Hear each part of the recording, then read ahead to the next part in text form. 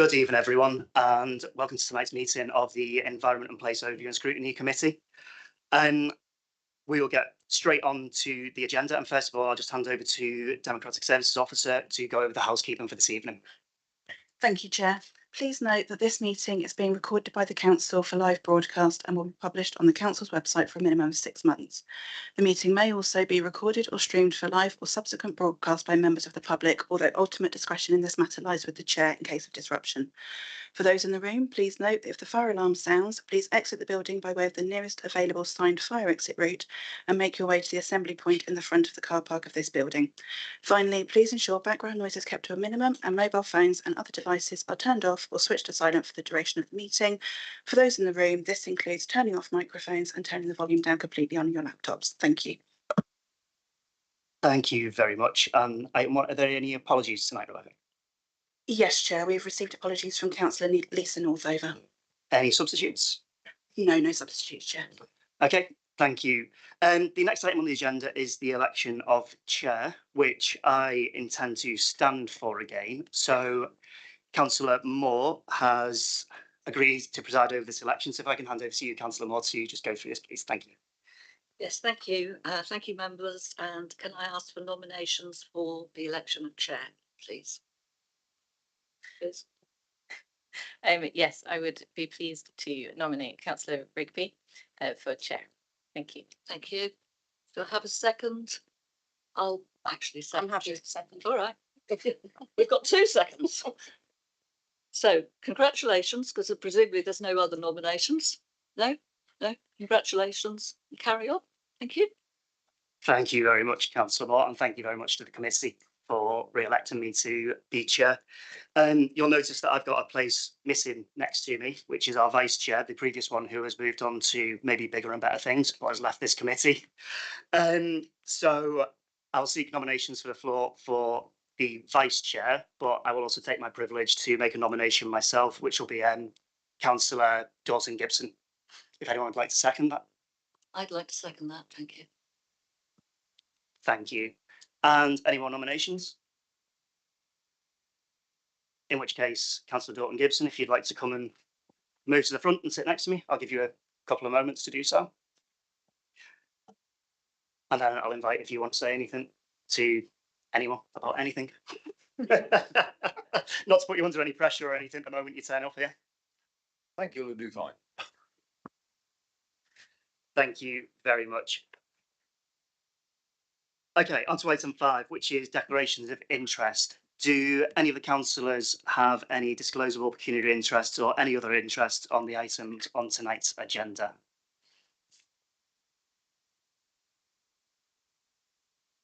Thank you, Chair. Just for transparency, I have a family member who is recipient of a blue badge. That's not yet on my register of interest because it's new, but just for transparency. Thank you. Thank you very much, Councillor Hadley. Anyone else on the committee? Councillor Watt? I was just going to say that I suspect all of us fulfil this. We've had lots of emails and letters and everything else about the park. So I just thought we ought to declare that we've received them. Okay. Yeah, thank you for that. So everyone's happy that they've received a lot of communications on this, and we've all had that. Thank you. If nothing else, then we can go on to item 6, which is the minutes of the last meeting. Is the committee happy to approve the minutes of the meeting held on the 28th of February? I'll take that as agreement if there's no dissent. Great, thank you very much. And that brings us on to public issues, which there are a lot of tonight. So I just want to give this as a reminder to everyone who is here. This is a meeting which is held in public and not a public meeting. It's got public attendance to observe proceedings and debate. And therefore, I must request that members of the public remain silent throughout all items. The number of questions and statements that we've got this evening is going to go over the allotted 15 minutes, which we usually have for this item. So I'm going to use my discretion to extend this to 30 minutes. So hopefully we should get through everything which we've got within that time. I am going to be pretty strict on the 30 minutes because I think we're going to have quite a long debate on the items on the agenda tonight. If I can ask members and people in the public gallery to be quiet during the times when anyone else is speaking. I know there are quite polarising opinions on this, but I'd appreciate it if everyone can be heard. And if there is disturbances, I will stop the meeting, but I won't stop the timer. So we will be losing time for this item. So I'm going to hand over to Rebecca to start with the public issues, please. Thank you. And just to confirm that all members of the committee have received copies of all statements and questions in advance of the meeting today. So we have received 6 questions and 28 statements. The first 5 questions were read out by myself and my colleague Claire, and the final question from Julie Kames is present to ask her question. So I'll start. So it's a public question from Mr. Justin Midgley.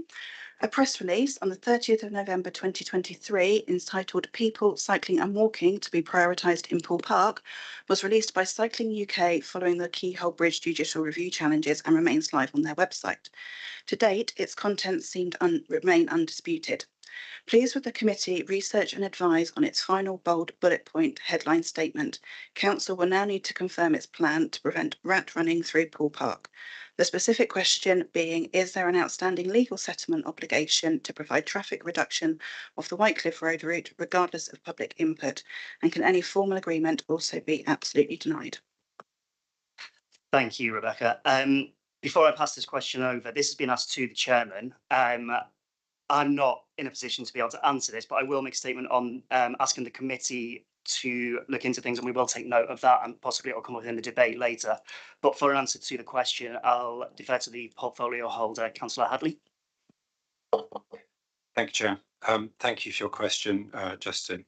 The November 23 press release from Cycling UK was not discussed with the council before release. We did write to them to highlight inaccuracies in that press release. Cycling UK had raised an action against the decision of the previous portfolio holder in respect of him failing to take account of the network duties of a transport authority as they apply to pedestrians and cyclists as well as to vehicles. This has not been tested in court. The current administration distanced itself from the previous stance and sought to reach a negotiated position with Cycling UK. The agreement did not include any legal settlement obligations regarding preventing rat running through Poole Park. We did outline the measures that we'd previously trialled and that were under consideration, but categorically we made no agreement, formal or informal, on this. Thank you, Councillor Hadley. The next question again will be read out by Democratic Services. Claire? Thank you. The second question is from Mr. David Morgan.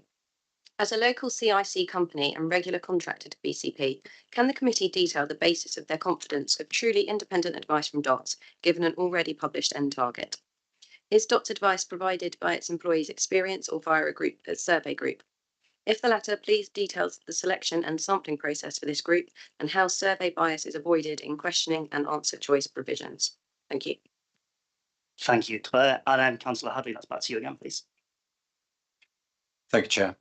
DOTS is the social enterprise arm of Access Dorset, which is a charity based within the BCP area. They provide independent accessibility surveys conducted by people with disabilities to a wide range of organisations and are the authentic voice of people living with disability. The audit was conducted by 6 members of DOTS Disability, all users of the park with a range of disabilities. Given concerns raised by members of the public about access for the disabled, the council team felt that the independent view from DOTS would go further than the equalities impact assessment that they'd already undertaken to explore the reality for people living with disabilities. Thank you, Councillor Hadley. And again, the next question will be read out by Democratic Services. So, Rebecca. Thank you. So this is a question from Mrs. Gabby Sanger-Stevens. Of the limited 18 questions in the survey regarding closure of Whitecliffe Road entrance to Poole Park, only 2 provide data for respondents, purpose and reasons for using this entrance, and the others appear to be leading towards a closure result due to the way they are presented and or due to the available options. Please could you answer the following? The purpose question provides 4 options of passing through, but only 1 generally of visiting the park.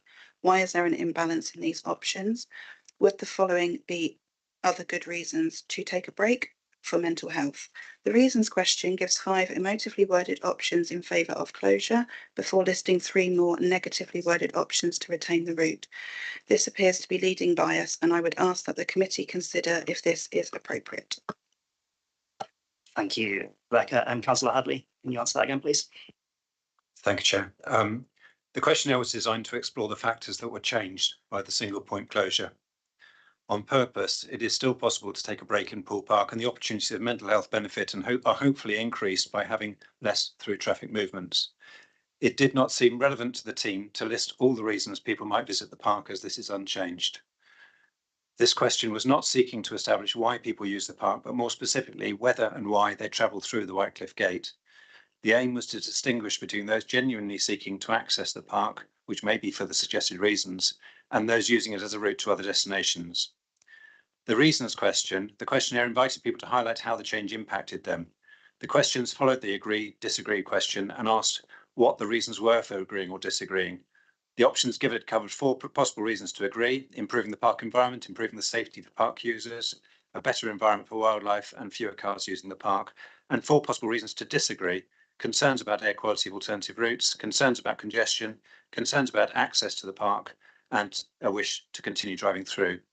People don't disagree with proposals for positive reasons. They disagree because they think it will have a negative impact. Hence, 3 of the 4 disagree reasons were described as concerns about possible negative impacts of the closure. The word concern is the only emotive word used and is only needed in that instance on the negative options. There was an other reason box where respondents could write their own reasons. Other reasons given were, of the most part, specific examples of the given options. For example, detailing specific places where respondents believe that congestion would arise. We do not agree that this was leading bias. Thank you again, Councillor Hadley. And the next question again will be read out by Democratic Services. Claire. Thanks, Chair. This question's been received from Karen Leahy. Can the council explain what detailed data based on empirical evidence was collected in the 6 months prior to the temporary closure and the 4 months post-closure that indicate closure is a necessity? Can they also explain how the evidence, if it exists, demonstrates it is acceptable to disenfranchise entire groups of people from using the park as they have in the past? Furthermore, can they also explain how they have attempted to mitigate the exclusion of any non-IT literate residents of BCP from awareness of and consultation about the temporary closure, as in many cases, these are the very people most affected since they are often elderly, though not disabled? Thanks. Thanks, Claire. Once again, Councillor Hadley, over to you, please. Thank you, Chair. The range of data and evidence gathered to support the work in Poole Park is clearly set out in the Cabinet report and accompanying appendices.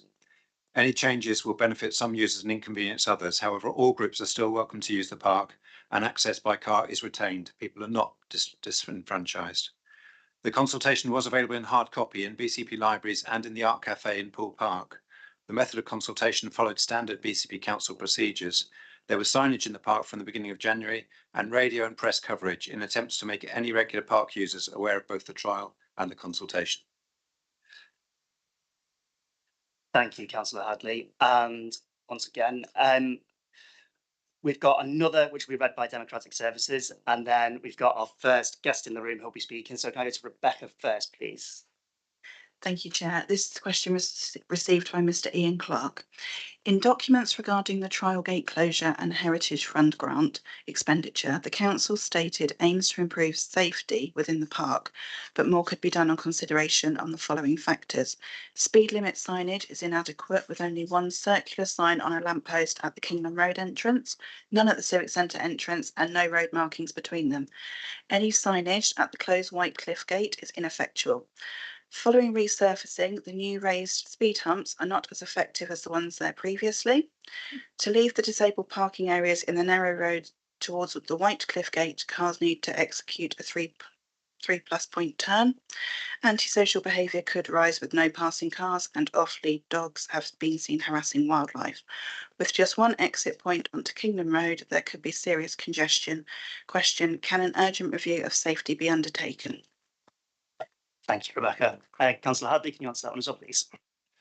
Thank you, Chair. The road safety within Poole Park will continue to be assessed, including any measures necessary following any changes or confirmation of the closure. This will include a review of the need for a turning point alongside the access requirements for non-motorised users and signage encouraging slower speeds. The trial closure has not led to any known instances of new safety concerns. Control of dogs off leads amongst wildlife is a challenge in all of our parks and one of the reasons for creating the off-lying islands in the saltwater lagoon. Further design work has not been planned until the permanence or removal of the measure is finalised. Thank you, Councillor Hadley. Now, can I welcome Julie Gaines to ask your question? On the microphone, you'll see a button to just press to be able to speak. And yeah, if you'd like to read out your question, please. Thank you. I understand no accidents were recorded in Poole Park during its 134-year history.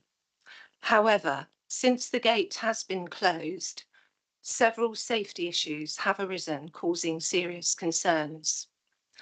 Motorists travelling through the park from the Seldown gate get to the T-junction and find they have no option but to effect U-turns now this gate is closed. This is unsatisfactory and needs attention. Some families using gym equipment and female joggers say they don't feel safe in the park during the evening with less passing traffic. Reluctantly, they've stopped using the park at that time for their own protection.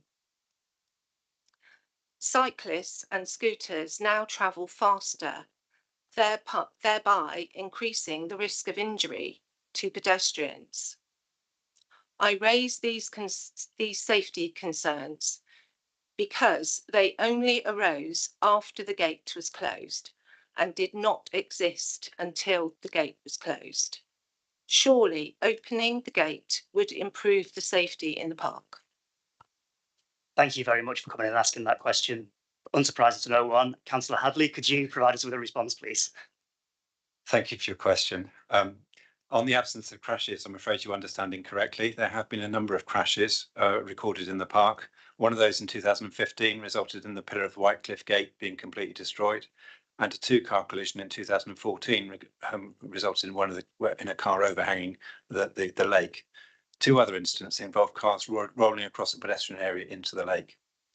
I have been made aware of one assault in the park in January 2016. Sadly, there have been more in other parts of the town, but they're very rare. The only incident notified since closure was the driver of a Range Rover believed stolen ploughing into a tree near the gate last week. On the ability to U-turn, this has already been answered in another question. Further design alterations to the park layout and signage will be considered depending on the Cabinet decision, but it would be wrong for us to make those changes before the decision is taken. Safety of families and female users. The park is well lit and has various areas with natural surveillance from surrounding areas, as well as being a popular destination with significant footfall. The Council is aware of the comments about safety concerns and will consider this further depending on the outcome of the Cabinet meeting. Cyclists and users of scooters should be considered in their use of the park the same as if they're on the highway or any other public space. The Council will continue to consider the design of Poole Park to make it as safe as possible for all users. Thank you. Thank you, Councillor Hadley. Thank you, Julie. We'll now move on to the public statements which we received, which there are a large number of, but we're doing pretty well for time, so we should get all of these in. So first, I'd like to invite Susan Stockwell to come.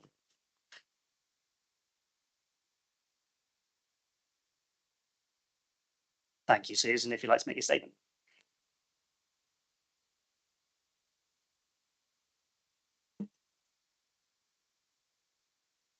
In Parkstone and Poole Ward, two parties campaigned hard in the local elections against cycling improvements. They lost.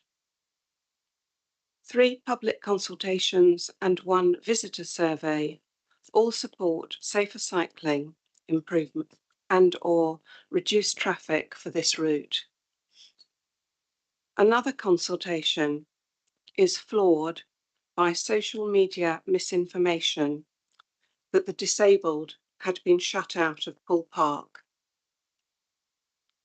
In reality, blue badge parking has increased and there is more space on the road for mobility scooters. You have the electoral mandate and public opinion is behind you. Will there be weeping and wailing and gnashing of teeth? Of course. Change, like childbirth, is painful. But by standing firm on this, you will leave a legacy to be proud of. The cleaner, greener, calmer Poole Park that we voted for. Thank you very much. Next, I'd like to invite up Susan Lennon to make statements.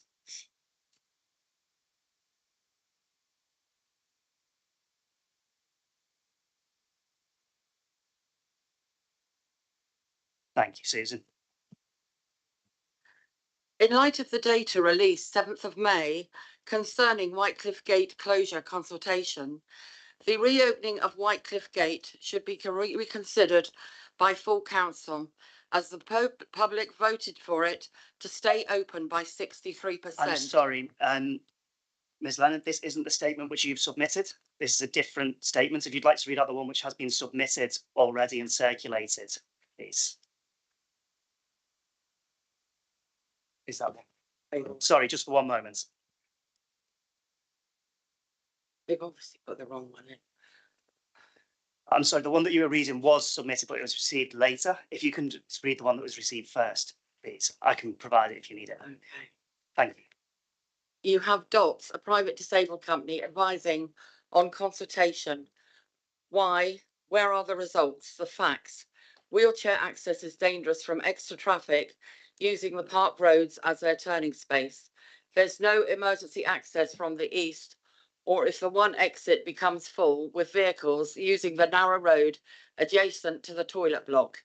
There are safety concerns if a disabled person has an emergency incident near Whitecliff Gate. There has been no recorded accidents, no legitimate reason for closure, yet you put up bollards days after consultation finish. It will cost you nothing to reopen. There was never any danger to the public. The increased traffic flow and speed with nobody turning into the closed road is causing near misses that was once the roundabout in the park. Disabled rights must be addressed according to the law. A legal challenge will be submitted if closure goes ahead. Susan Lennon. Thank you very much, Susan. Thank you. Sorry about that. That's okay, it's fine. Thanks. And the next statement we've had is from Mr. W. Jones, and this will be read out by Democratic Services. Rebecca, is that you? It is, thank you, Chair. I walk in the park daily and it is used by my grandchildren. I want the park to remain closed to through traffic because there is far less pollution from cars driving through, most of which exceed the speed limit. It is safer for the wild birds and little children in the park. It is much more peaceful without through traffic. Closing the park in this way does not restrict availability to the park to vehicle users wishing to use the park. The primary purpose of the park is for peaceful enjoyment of the residents and not as a through road for vehicle users. Thank you, Rebecca. The next statement is from a Mrs. P. Jones, and again, this will be read out by Democratic Services. Claire. I walk in the park daily and want the park to remain closed to through traffic because the primary purpose of the park is for the safe and peaceful enjoyment of the facilities and not as a through road for vehicle users. The attractions for adults and children include play areas, soft play, bird feeding, mini train, all of which makes the park an attractive family venue. There is far less pollution and it is safer for the wild birds and the little children in the park. Closing the park does not restrict availability to the park to vehicle users wishing to use the park. Thank you, Claire. The next statement is from a local resident, and again, this will be read out by Rebecca. Thank you. I'm a full-time Poole-born wheelchair user, spent lots of time in Poole Park. I don't drive and avoid car use, but understand a car is sometimes necessary. I don't understand the anger about this. The arguments against the closure are nonsensical. Turning a car or pulling out of a gate isn't a problem for anyone safe to drive. I suffer with fatigue, but would never want to be driven through a park without stopping. The whole point of a park is that it's somewhere to spend time, not a drive-through. It isn't McDonald's. Driving out of the gate you entered is normal when visiting somewhere by car. Visiting is now a delight. There's bird song, not the rumble of cars. I've been visiting more since the gate closed. It's back to being the People's Park. Thank you, Rebecca. The next statement is from Harry Macaulay, and again, this will be read out by Claire. The piece of road that goes towards Whitecliff is now a safer road for mothers with children, people on bikes, dog walkers, the disabled, and wildlife that can walk from lake to lake, without risking being run over. I have spoken to boys on bikes returning home from school who have commented how much safer they feel.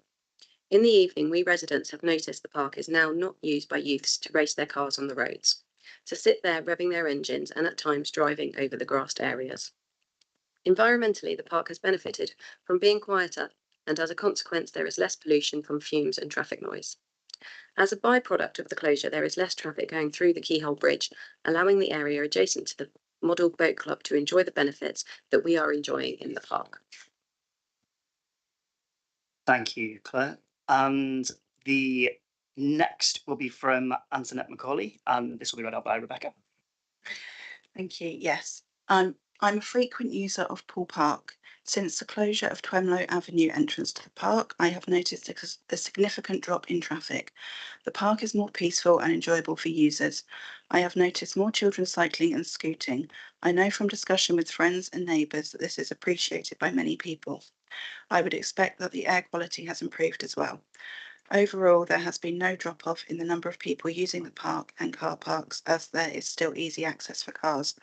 I have noticed that the Keyhole Bridge is used much less frequently by cars, which is a great advantage to walkers, wheelchair users, scooters and cyclists. Twemlow Avenue is also less frequently used as a run-through for traffic. I'm extremely hopeful that the park gates will remain closed. Thank you, Rebecca. The next statement is from Sue Smith. Sue, are you here? Great.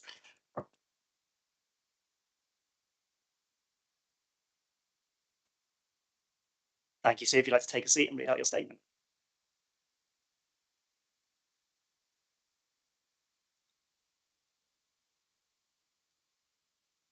Compared to the rest of BCP, residents in Poole Ward have less access to gardens and green space, deprivation is higher and car ownership is lower.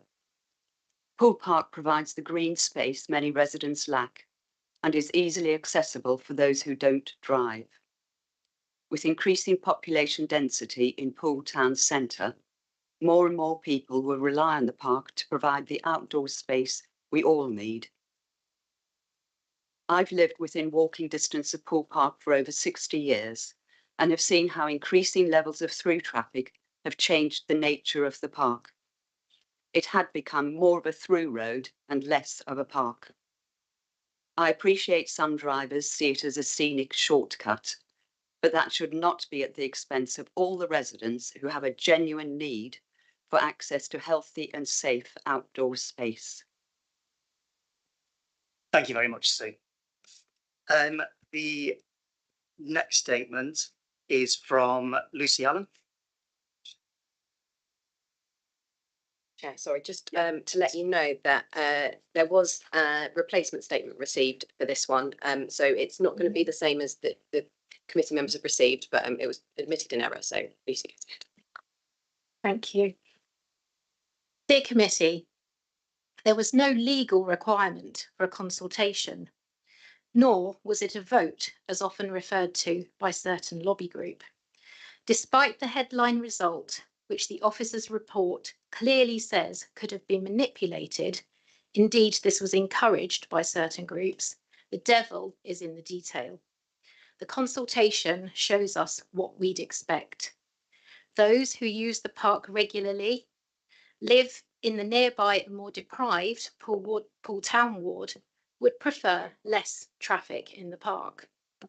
Those from Camford Cliffs, the wealthiest ward with its large gardens and easy access to the beaches, who travel mostly by car but less often to the park, would prefer to drive through. Which group's views should you give more consideration to? BH Active Travel did not lobby for this closure. It is not a motorists versus cyclists issue. Our response focused on BCP policies and people in the park, not cyclists. Thank you. Thank you very much, Lucy. The next statement is from Ruth Kirk and will be read out by Democratic Services. Whose turn is it this time? Rebecca again. Thank you. Thank you. I'm a resident who lives next to Poole Park and I'm writing to support the continued closure of the gate in the park. My husband and I use the park regularly and as a wheelchair user and ventilator user. I really feel that traffic has lessened in the park and general pollution improved, which helps both people and wildlife. Less traffic means I can cross the road more easily and even get through Keyhole Bridge to Wycliffe Park safely. My view is that a park is a place to visit, park up in the car parks and bathe and enjoy the facilities. It's not a place to be used as a cut through to save a few minutes on main roads. Thank you. And the next statement is from Elizabeth Elwick. And Claire, this will be you reading out, please. Please continue to keep local people safe whilst using Keyhole Bridge pathway. Since the closure of the gates closest to Keyhole Bridge, I have found walking there whilst going to Wycliffe with my 4-year-old granddaughter so much safer. As my son lives locally, the reduction in traffic and the reduced pollution is noticeable. I am unable to come to the meeting, therefore I am writing here to request that a recording to Cabinet be made by the committee to continue the gate closure. The people who access these green spaces will greatly benefit from this action. Thank you. Thank you. And the next statement is from David Coltman. I believe you're here this evening. Thank you, David. You're going to take a seat and read out your statement. Poole Park is our local park. It's the only park we can walk to. We visit almost every day with our dog. We strongly agree with the closure of Wycliffe Gate as it significantly enhanced our visitor experience. Before the closure, we actively avoided the park after about 3:30 due to the almost non-stop flow of motor vehicles travelling through. Post-closure, the area from the Arc to Keyhole Bridge is being peacefully enjoyed by pedestrians. As part of the consultation, we engaged extensively with people walking in the park. Almost all favoured the gate closure. A straw poll on our Glen neighbourhood WhatsApp revealed a similar finding, with only one resident against. We understand the closure is inconvenient for people in Camphor Cliffs and outlying areas, but primarily Poole Park should serve local residents and park users. And in our view, these groups support continued closure. Thank you, David. And do you mind just turning the microphone off? Thank you very much. We've probably got enough time for 2 or possibly 3 more statements, I think. So the next one is from Manuel Fitzsimmons, and that'll be Rebecca reading that one, please. Thank you. We live very close to the Keyhole Gate and use it frequently to access Poole Park, either on foot or on our bikes. We have 2 small children, 2 and 4 years old, and they are either on their bikes or in the pram. During the closure of the tunnel to cars, there was a much greater number of pedestrians and bikes using the road, and it was a highlight of the outing for our eldest. He loves the tunnel. In the current situation, there are plenty of aggressive drivers who intimidate us by driving right behind us as we walk, ride through, or start to accelerate the second we exit the tunnel. Aggression aside, in the current climate of climate breakdown, it is unfathomable that we are still pandering to car drivers. Every effort should be taken to promote other greener modes of transport. Thank you. The next statement, and I apologise for the pronunciation of this name before I even say it, is from Xerxes Talati, and that will be Claire reading that, please. I would just like the committee to know what a wonderful decision they made to close all motor traffic through the Keyhole Bridge in Poole Park. Since then, walking and cycling through the park into the town centre has been a joy, even for a 74-year-old retiree like myself. Thank you, Claire. And this one will be the last statement, and this will be from Peter Gordon of Rockley Water Sports, and that'll be read by Rebecca. Rockley Water Sports owns and runs a concession in Poole Park. We teach many school groups as well as hiring paddle boards, kayaks, etc. to the public. We also run the Dorset Games every year for over 1,000 children. It is too early in the season to say whether the gate closure will affect our business. My feeling is that it will not, as people who visit the park by car or van still have access to the car parks. I do, however, agree with the closure on the principle that Poole Park is an open green space, a park. Anything we can do to reduce motor vehicles in the park, particularly those passing through, is a positive thing. I also believe the large groups of children we supervise, our setup is adjacent to the access road, will benefit hugely from less traffic, both from a safety perspective and an environmental one. Thank you, Rebecca, and thank you to everyone who submitted questions and statements, especially those of you who've been able to make it in. For the people who have submitted statements that haven't been got to, I assure you that these have been circulated around the entire committee and everyone has had a chance to read these. They were sent round earlier in the day, which is why we asked for them in sooner so this can happen. I'm really grateful for how many people are actively taking part in this and want to engage with us on this issue. So the next thing on the agenda is probably the reason most people are here, and that's the paper which is the improvements to the environment in Poole Park through a trial closure of a park entrance to motor traffic. So I'm going to run this a little bit differently to how we normally do. If you've been to these committees before, generally we'll have the paper being introduced by the portfolio holder and the relevant officers and then coming straight to the committee. But what I'd like to do is after the portfolio holder and the council officers introduce the paper, I'd like to invite the ward councillors up to say their piece on this. We'll then come to the committee and we'll have a go round each member of the committee first. We will then go, there's a number of councillors who are not local ward members who want to speak on this issue. And there is also the vice chair of the Overview and Scrutiny board here who wants to speak. So we'll go to them. Then we'll come back to the committee to close off anything else which we have there.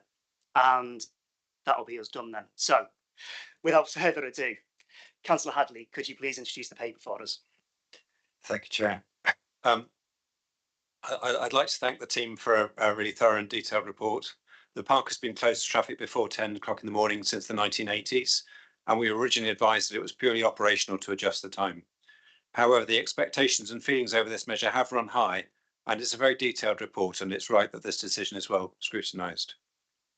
Both Merrick Park and Kings Park were closed to all traffic some time ago, 2003 for Merrick Park and 1989 for Kings Park. The carriage drives through them had become heavily used for through traffic, and their use as parks was reprioritised over this. Drivers of vehicles have got used to taking other routes, unless they're actually visiting those parks, and the car parking is generally at the periphery. Appendix 9 in the papers shows the original conveyance in March 1886 of the land which would become Poole Park to the Corporation of Poole. And I quote from it, it's lovely hand script, it's a lovely document actually, to be laid out and planted by them for the purpose of being used as a public park and a pleasure gardens for the benefit of the borough of Poole and the inhabitants thereof. The map shows a couple of footpaths across the fields and the marshland. That was the gift. It was subsequently laid out with a number of entrances and carriage rides. Some, such as Norton Gate and Middlegate, were closed to motor traffic many years ago. Over the last 10 years, there have been a variety of discussions and experiments in how to enhance the environment of the park. Access was one of the 5 big themes in the lottery-funded Poole Park Life Changes, and the negative impact of traffic in the park was a recurrent theme in the feedback. The importance of outdoor leisure space and changing work and leisure patterns have been highlighted during and since the COVID pandemic. The pressure on our urban parks will only increase, especially as there are an increasing number of flats in the town with no or limited outdoor space. This puts more reliance on our main parks for leisure. In the west of BCP, this is Poole Park, Hamworthy Park and Upton Country Park. The feedback into a study rethinking the future of parks and open spaces in July 2021, which is referenced in Appendix 8 of your papers, had Poole Park as the most commonly mentioned space, and the impact of traffic and vehicles as one of the key concerns. Enhancing this great park for leisure and play is the real context and driver in making this change. When Keyhole Bridge was set to be reopened, the majority feedback from the public was to keep it shut, and this was overruled by my predecessor based on the needs of traffic around the park. The responses to the consultation this time around are significantly more polarised, reflecting the campaigning that has been undertaken. We know from Appendix 10 of your reports, the traffic counts, that this displaced through running vehicles sampled at 432 over 24 hours represents between 0.6 and 2.4% of the traffic on Parkstone Road at the same time as the previous year. And that peak is not at peak commuting times, but is especially at weekends. This, of course, varies by time of year and with weather, but many people have commented on how much quieter the park is with the change, and as you saw from some of the statements. The consultation results in Appendix 2 overall favoured the reopening of the gate. This was particularly from people who travelled by car to the park, who use the park less frequently, and who live further away from the park. The balance of people who walk, cycle, scoot or catch the bus favoured keeping the closure, as did those living in the Poole town ward. The town centre has significantly lower car ownership and higher deprivation than most other parts of the conurbation, so their choice of destination for leisure use is significantly more limited. There were representations at an early stage of the consultation raising concern about the ability to enter an opinion multiple times, and the team saw social media posts encouraging people to do just that. There were also representations about limiting the views to residents of BCP, yet 679 responses had a blank postcode, and 45 declared a postcode beyond BCP. We know that the park attracts people from a wide area, and that's a good thing. The plurality of views was stark, but over the 4 weeks, as people experienced the change, the agreement with keeping the gate closed increased. A range of concerns were made about access for the disabled. The Equalities Impact Assessment had weighed the factors and beneficiaries of the change, but it was felt important to get a view directly from people living with disabilities. DOTS Disability was therefore commissioned to undertake a report on the changes. Their report at Appendix 4 endorses the view that reduced through traffic will benefit the environment and disabled visitors in exactly the same way as it will for non-disabled visitors. And again, some of the statements have backed that. Before the change, and in response to suggestions raised during the consultation, the team looked at a range of other measures that could be undertaken rather than the point closure at the Whitecliffe entrance, including varying the part-time closures, closing for the evening rush hour and overnight, closing at a different location, or going back to the Keyhole Bridge closure. These are outlined in Appendix 5 of your reports, and Appendix 13 shows the map of Poole Park, including annotations for those locations. Because of the scale of interest in this measure, it was decided to switch to a cabinet decision, so it had to be programmed into the formal meetings calendar. Recognising frustrations over the delays this created, there was an attempt to pull the timeline forwards, but that became frustrated by the by-election in Camford Cliffs, because that meant we could not discuss or take controversial decisions during the pre-election period, hence the delay until now. On balance, the recommendation to Cabinet is to agree that the current trial closure of the Whitecliffe entrance and exit point in Poole Park to motor vehicles is made permanent. The second recommendation is just to highlight that current arrangements are retained, and it emphasises that people in motor vehicles can still drive through and access Poole Park and all its facilities. I'm happy, Chair, to answer any questions that the committee may have. Thank you very much, Councillor Hadley. Before I invite up the ward councillors, can I just ask the officers who will be assisting Councillor Hadley with this paper, would you mind just introducing yourself so everyone knows who's in the room, please? That's Chair. Yeah, good evening. I'm Martin Whitchurch and Strategic Lead for Green Space and Conservation. Good evening, Chair. My name is Richard Pincroft. I'm the Head of Transport and Sustainable Travel. Great, thank you very much. Okay, ward councillors. I'd like to try and keep your input to we'll try and keep it to the 3 minutes for speeches. Obviously, if there's questions within it, we'll look to address them as a whole, maybe afterwards. We can keep them to one side rather than going out and coming back in when the committee's debating. Would one of you like to volunteer to go first? Councillor Harman, thank you. Thank you, Chair. I'll try and be brief, but and not wish on too long. So I'm Emily Harman. I'm one of the ward councillors for Parkstone, which is the ward that the gate is actually in. And since the consultation was launched, I have remained open-minded and unbiased in my approach and handling of this issue. I decided quite early on not to use it as a way to exacerbate division within our community, but instead I decided to listen and support all Parkstone residents, whatever their opinion. For anyone that has been following the trial closure on social media, and simply from looking at the level of consultation responses we've had, it's clear that it's an issue that our residents feel incredibly passionately about, and for a large number of people, it's also a highly emotive topic.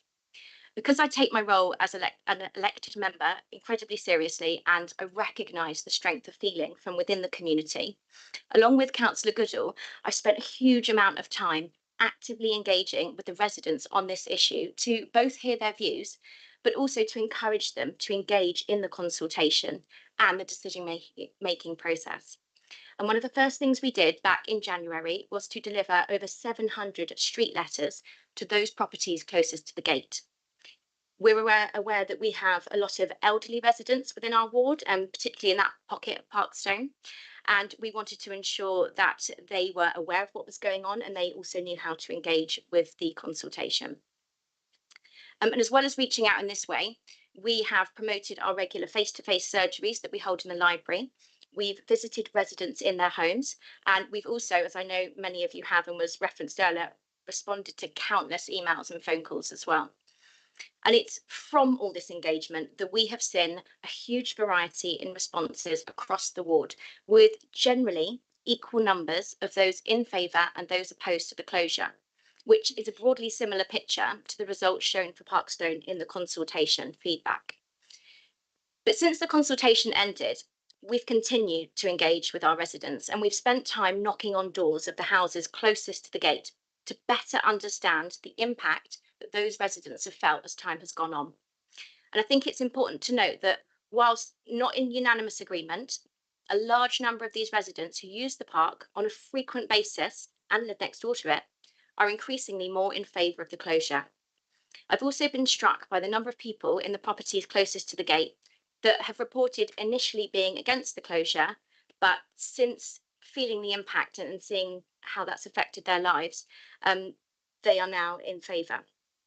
And comments we've heard here from people have ranged from, I think this was referenced earlier in one of the statements from one of the residents, that they've heard less noise at night time with vehicles using the parks. That's increased their experience. And also there has been a sense of increased safety whilst these residents have been travelling to the park. Those with young children using scooters, but also people who use mobility scooters to get to the park as well. I ask you to sum up, please.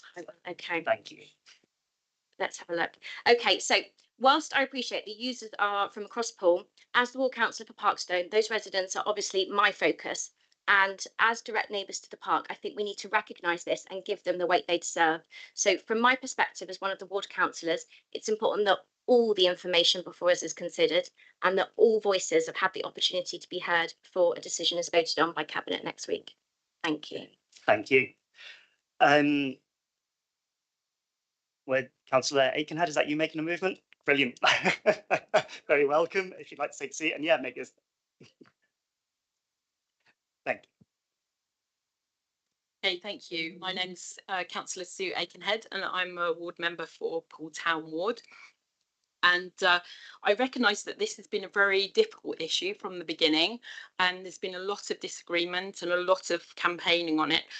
So for that reason, I have also been doing my best to take a neutral view and to look at all the facts, look at all the things that people are saying. I've read all of the comments because it's obviously not just about the numbers, but all the comments in the consultation. And also, I've been out walking in the park talking to people about what they think. The first thing I really have to say is that, yes, my ward is Poole Town. And yes, on the whole, people in Poole Town are more in favour of having the gate closed. But I do also recognise that I'm not just a councillor for my own ward, but for the whole of the council. And I think it's important that when we do a consultation, that we listen to it. In my ward, there are people who don't have gardens. A lot of people live in flats, and Poole Park is their garden. That is where they go. I just sit out in my garden in the evening, but they don't have a garden, so they need to go to Poole Park. And I thought to myself, how would I feel if people were using my garden as a shortcut?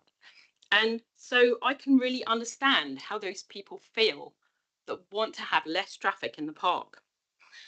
But at the same time, I heard people saying how concerned they were about the access for disabled people. And I know there's lots of arguments that we've got people, we've asked people, we've consulted people about it, we've got some experts to tell us. But a lot of the comments were about access for people with disabilities. And I think we really do have to respect that. So the other options in your report were having one way. I won't talk on that because I didn't really see any great benefits in it. And closing it only during rush hour and night, I think that might be a reasonable compromise. But what I would like to say is looking deeper into the options that are in the background papers, I actually feel that the best option that you can pick and that the Cabinet can pick is to reclose the Keyhole Bridge. The Keyhole Bridge floods. It's awful. Large vehicles go through it when there's supposed to be a weight restriction, and yet vehicles that don't meet that weight restriction still drive through it. I've been there, I've seen it, I've photographed some of them, and there's no way that that can be enforced. I've walked through the Keyhole Bridge. Whoa, that was a bit scary. The pavement is this narrow. How on earth is someone in a wheelchair supposed to get through that? Or a mother with a pushchair? It's impossible. Can I ask you to sum up as well? Okay, Please, so to sum up, Councillor Hadley said the majority of people wanted the Keyhole Bridge to be closed. It's great that we're considering something instead, but actually I think closing the Keyhole Bridge is what we really need to do if we want to make the park quieter and safer. Thank you very much. Shall we go back to Parkstone Ward? Does that seem fair? Councillor Goodall, thank you.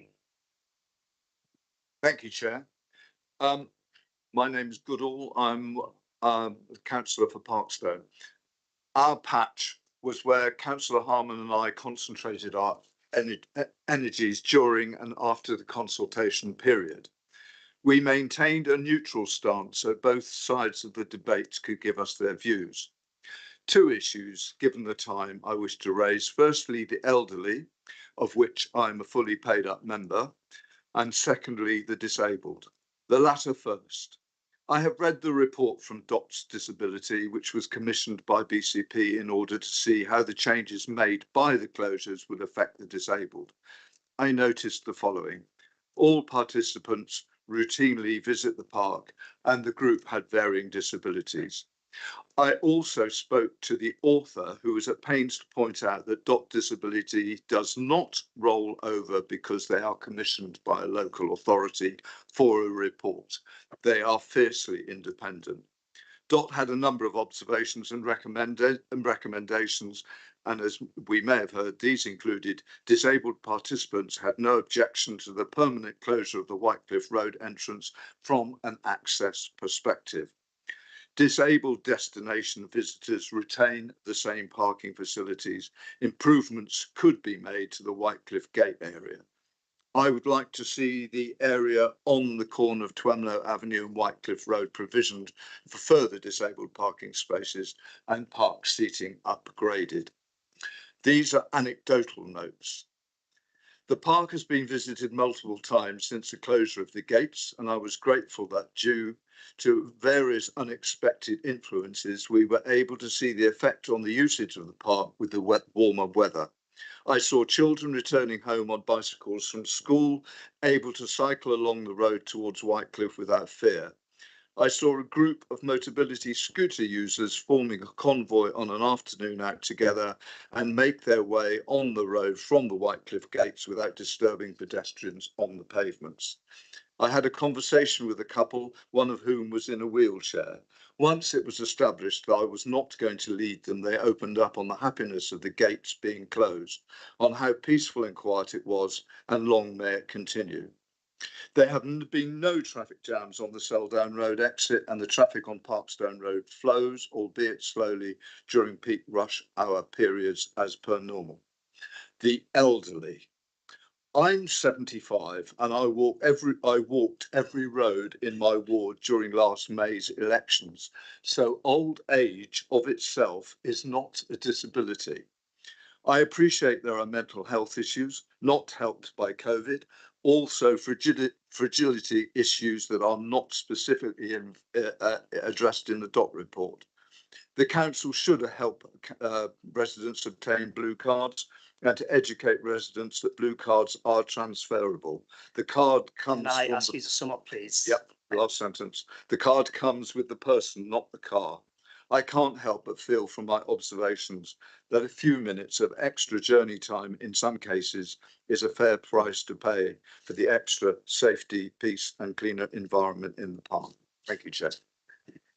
Thank you very much, Councillor Goodall. And actually, is Councillor Howell, please, from Poole Town. Thank you, Councillor Mark Howell, Poole Town Ward. I've never been I've been the councillor for 13 years now, and I've never seen so many individual submissions to a committee, and overwhelmingly they seem to be in support of the closure, which would back up what I have heard and seen in terms of speaking to people and emails and other correspondence, that although there has been obviously a very well organised pressure group, in terms of individual responses, there seems to me to be wide support for the closure. I mean, I think fundamentally you never get everything right. It's not going to be a perfect solution, but I start from the point that a park should not be for through traffic, and if you start at that point, then you can begin to look at how you can address the disadvantages that might flow from a closure. I was at one stage agreeing with Councillor Aikenhead that the better option would be to close Keyhole Bridge again, but I've become aware that actually there is through traffic from a different direction, which would come essentially from the north and seek to go through the park to access areas like Beta and therefore cut out the town centre, so that even travelling through Twenlow to achieve that. So I do think that the closure that was put in place is probably the right one.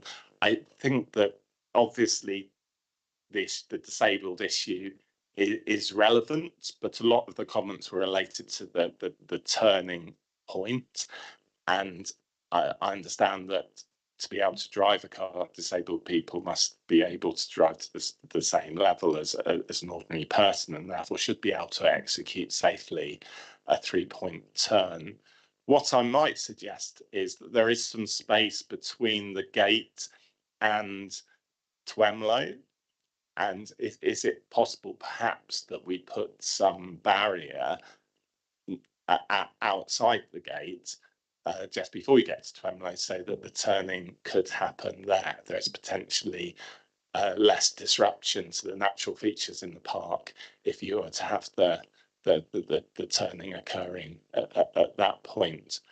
I think that really that's probably all I've got to say, but I'd just like to conclude, I think, by saying, I think this will be really positive if adopted by the council as a permanent permanent situation, and it will greatly contribute to the well-being of people, particularly many of, as has been said, the poorer and less privileged people in my ward. Thank you. Thank you very much, Councillor Howell. And you said you were going to finish just as I was about to ask you to sum up, so that was really well timed. Okay, so we're now going to move on to Councillor Hadley. Sorry, I'm just ever so briefly. I am a ward councillor for Poole Town, so and I have spoken a lot. But just one of the things that I've had an awful lot of correspondence on this, but I've had most of the people who come up to me and they say, "I want to talk to you about Poole Park," and I brace myself, and they say, "It's marvellous. It's really changed for me for the better," particularly people living in flats. And it's surprising the number of people who have done that. So I just wanted to say that as a ward councillor. But like colleagues, we've tried to listen to every part of it. But I appreciate, as part of the mechanics of the council, I sit here and I've given you a long speech. Thank you. Thank you, Councillor Hadley. Yes, what I'm actually, I'll say I went to the park on Sunday for the first time in a long time and had a walk around, and actually bumped into Councillor Goodall there as well. And I had a really nice day out because I don't get to go over there that often from Bournemouth. So if nothing else, it's got me over to the park to enjoy that for a bit. I'm going to go to the committee. Can I assume that everyone on the committee is going to want to speak on this item? In which case, rather than doing raised hands, are you all in agreement if I start, say, here and we work our way around? Does that? I was going to start the other end, but I realised we've got some new board members at the other end of the table, Sandra. So if I can start with you and we'll work around with any questions, statements, whatever you want to do. We're not going to restrict the committee members to 3 minutes as such. So if you've got a couple of questions you want to ask them individually, then that's okay. Yeah, thank you, Chair. Well, as I mentioned earlier, I have received lots of emails and letters from residents, some of them very emotional and heartfelt. Some, unfortunately, were horribly rude and others politically motivated. These are deleted because I think they're unhelpful and counterproductive, because I really don't think that this should be a political issue and I don't want to make it into one. But what particularly concerned me was the effect of the gate closure on our disabled residents.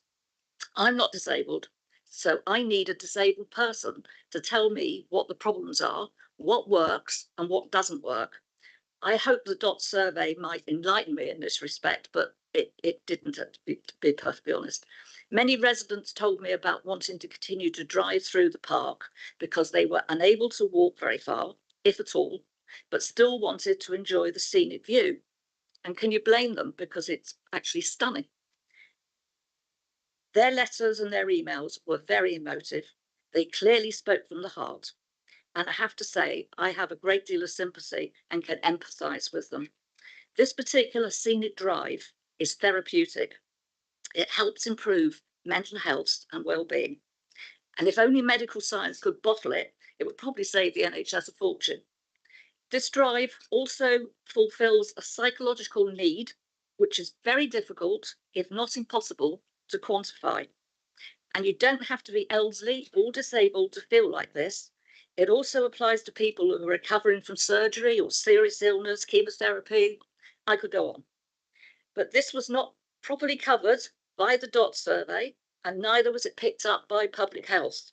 But it shouldn't be ignored because the need is there. And I don't feel this has been fully considered in any of these reports. So what I'd like to say is that whatever the decision, whichever way we're going with this, we need to protect this drive-through and ensure it's safe for everyone to enjoy. Even if you've got to make modifications and all the rest of it, that drive-through needs to stay. Thank you. Thank you, Councillor Ward. Councillor Hadley, do you want to respond, or? It's perfectly up to you. We can have it as a debate, or we can just carry it. If you don't want to respond, that's fine. Well, but there were also a couple of comments from the ward councillors. I mean, I think that there's certainly things like the location of the parking, the turning head is something that we'd need to look at. We've said that until there's a decision to confirm or otherwise, we've spent the minimum amount of money we can on the measure, and we will look to where the turning heads might be, whether there's disabled parking outside the gate might be another alternative rather than a turning head there. And that will be looked at. In terms of the therapeutic effect for people on the drive, which is Councillor Moore's issue, I think that the point is that I would make is that there are many disabled people who can't drive for medical reasons or for other reasons, and particularly in the town centre don't have access to a car. They can sometimes be driven, yes, but if you can be driven, there are lots of places you can go. We have fantastic cliff top roads. You can drive right the way around to Amesbury Head. That's the opportunity that people who can be driven or can drive have that people who can't don't have. And I think that's the challenge. I absolutely accept it's a lovely park to go through, even a tonic for people just on their way home from work. Absolutely, but there is something about, for me, that this was never part of the highway network. It is a park, and it's a park drive, and on that basis, you don't go to Centre Parks and drive through the middle of it. You go to the edge and you get in and you enjoy Centre Parks or a National Trust property or so many other places. That's, I think, what the team have been trying to envisage is it's a destination, not a through. Do you want to reply?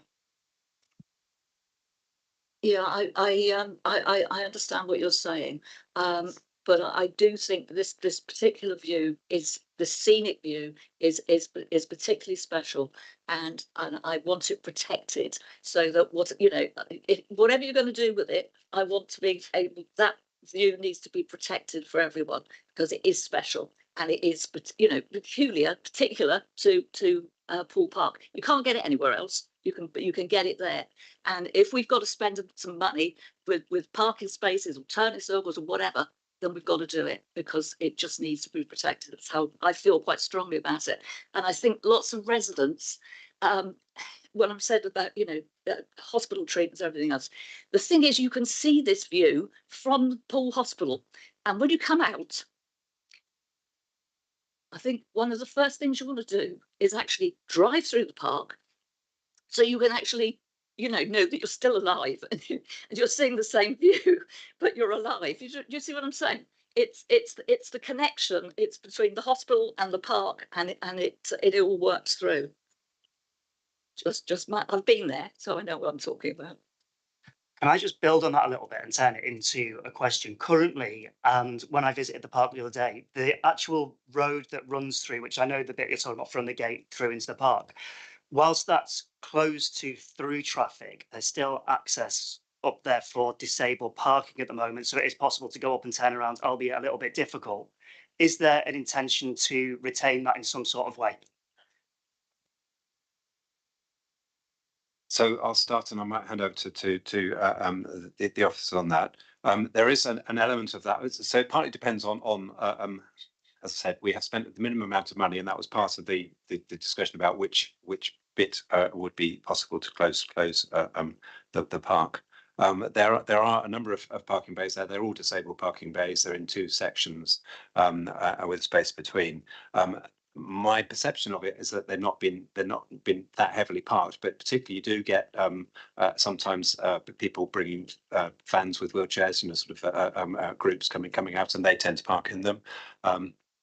I think we need to maximise the opportunities for disabled people. I don't know whether those specific parking spaces, all of them, need to be there, and that's where if you're particularly concerned about people coming from the east, coming from say Camford Cliffs direction, but effectively the whole of Bournemouth and that half of Poole, then potentially having dedicated disabled parking bays the other side of the gate, if it's case, it puts you on into the park area. So I wouldn't say they definitely stay as they are. We haven't made any discussions or had decisions about that. My personal view is they're not sacrosanct, but they're great in terms of being able to just sit in the vehicle and look at both lakes, the Salt Lake and the Freshwater Lake. And I appreciate that, and I think the team appreciate that.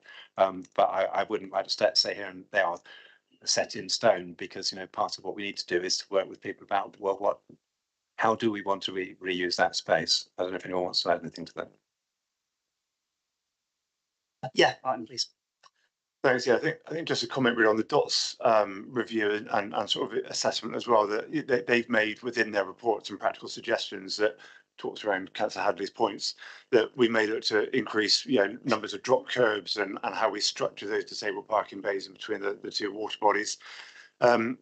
And also, I think, I'd take the point about the scenic journey in particular for hospital users and that sort of thing.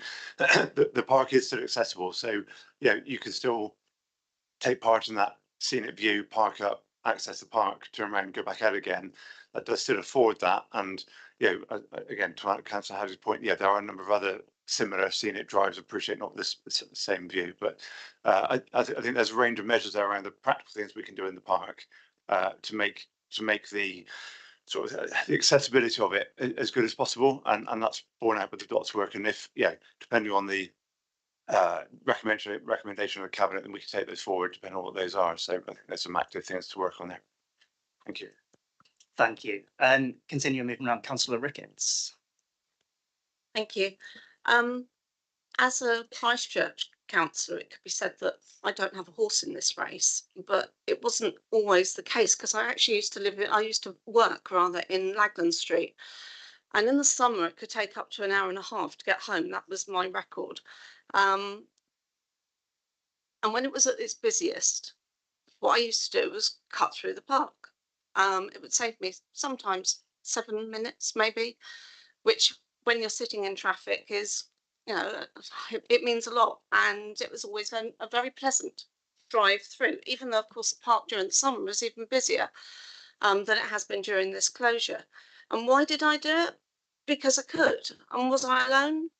I very much doubt it. I think a lot of people use the park as a cut through to get home and to take a few minutes off. And a lot of holiday makers don't realise that that's a cut through. So it's almost like a locals cut through. I'm not saying that that's right, that we should have that right to do it, especially these days when we're trying to consider our environment. But I was able to. Now, over in Christchurch, we're blessed that none of our parks have vehicular through fare. And the same as Councillor Hadley said has happened in Bournemouth under the Five Parks Trust. Merrick Park and Kings Park were closed in 2003, and that was at the insistence of the Charity Commission.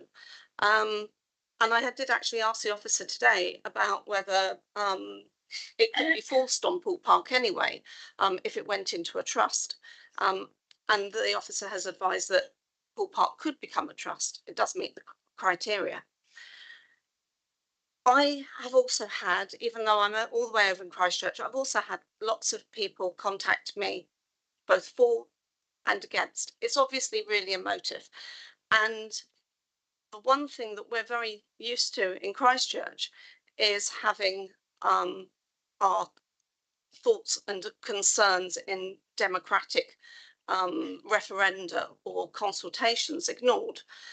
We had an 88% referenda that said that we didn't want to join BCP. Yeah, here we are. It was ignored. But the one thing that referenda ensured was that all the people that responded did actually live in Christchurch.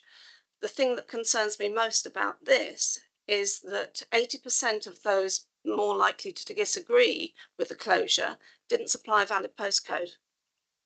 Now, I'm very concerned about that because I don't think that therefore you can actually rely on the data that we're seeing here. Thank you. Thank you, Councillor Ricketts. I couldn't really decipher if there's a full question in there rather than a statement. So yeah, happy to go on to unless you want to comment on anything, Councillor Hadley. If I could, Chair, just on the traffic, I know you're very young, Vanessa, but the traffic levels have dropped quite significantly on Parkson Road over the last 20 years. It's something that when the Keyhole Bridge decision was being looked at, I looked at the Department for Transport figures on Parkson Road, and they significantly dropped because the number of offices in the centre of the town have dropped. So the peak traffic isn't what it used to be, thankfully. Thank you, Councillor Hadley. Councillor Clements.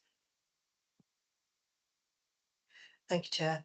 I have to say I've followed this very closely, and I've been quite stunned, actually astounded by the level of interest and activity and comment, and I didn't realise that people felt so strongly about the situation.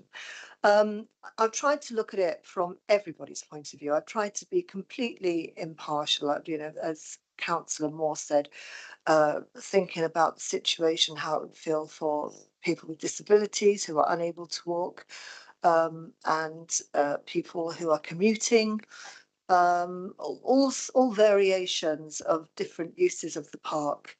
But ultimately, I mean, I use the park well. I used to use it very, very much when my children were younger. It was my local park, and I would go there all the time with the children and the dog. But we would usually walk there. So for me, driving through or in has never really been a consideration or an issue. But I have to say that ultimately, I believe that parks are places for leisure and enjoyment, and not to marginalise those people who are unable to access by foot, but I think it should be a place where certainly the air quality should be as clean as possible and free from car pollutants, and I don't believe the cars have a place there. Thank you, Councillor Clements. Councillor Hadley, anything to comment? No. Then we will carry on. Councillor Chick, first of all, welcome to the committee. A bit of a baptism for you, but absolutely. Yeah, let's go ahead. Thank you. Well, like my Christchurch colleague, I represent West Southbourne and live there.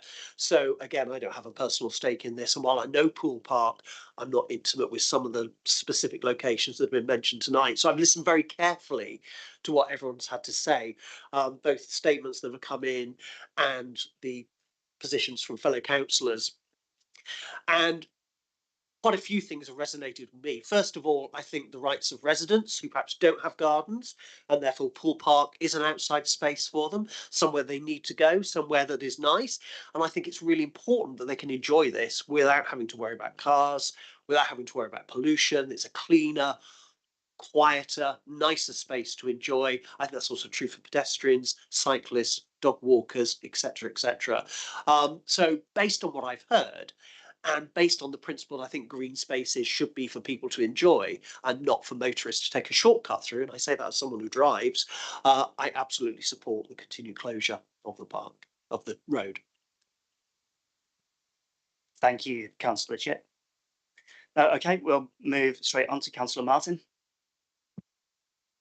Yeah, thank you, Chair. Yeah, again, I'm mindful of the individuals who want to use the park, who drive through, like we said about disabled access and all the rest of it. I think what's important is we talk about green spaces. There is access to green spaces, but blue spaces, that impact it has on the psyche. I'll be very mindful about. I know we've got plenty of access to blue space, but there is something about taking that drive and keeping that for individuals to use, potentially as a therapeutic thing, which sort of got me on to looking at the various options and where we sort of the other potentials. And I do sort of come back to it because it was mentioned in public statements as well about an increase in traffic after 3:30.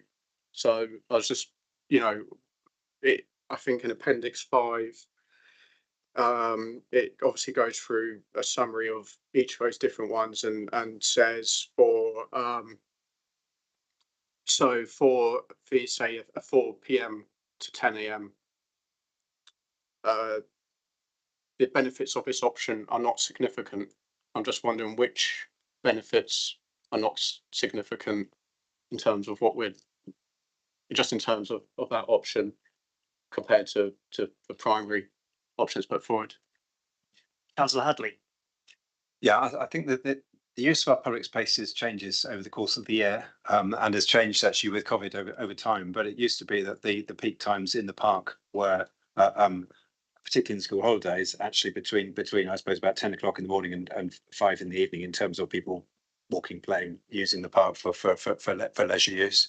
It gets later in the summertime when the evenings get lighter and people enjoy it. But the major benefit, I guess, in terms of making it a more pleasant place to linger in the park would be in the daytime and at weekends, generally. Again, I don't know if the officers would have a view on that, but that's my perception, is that closing it just for the evening peak. Although there are practical reasons why we couldn't close it and then reopen it for later in the evening, and that's just about staffing. Or we could do it, but it would involve extra costs around staffing because the team start very early. They start at 7 o'clock and they leave at 4.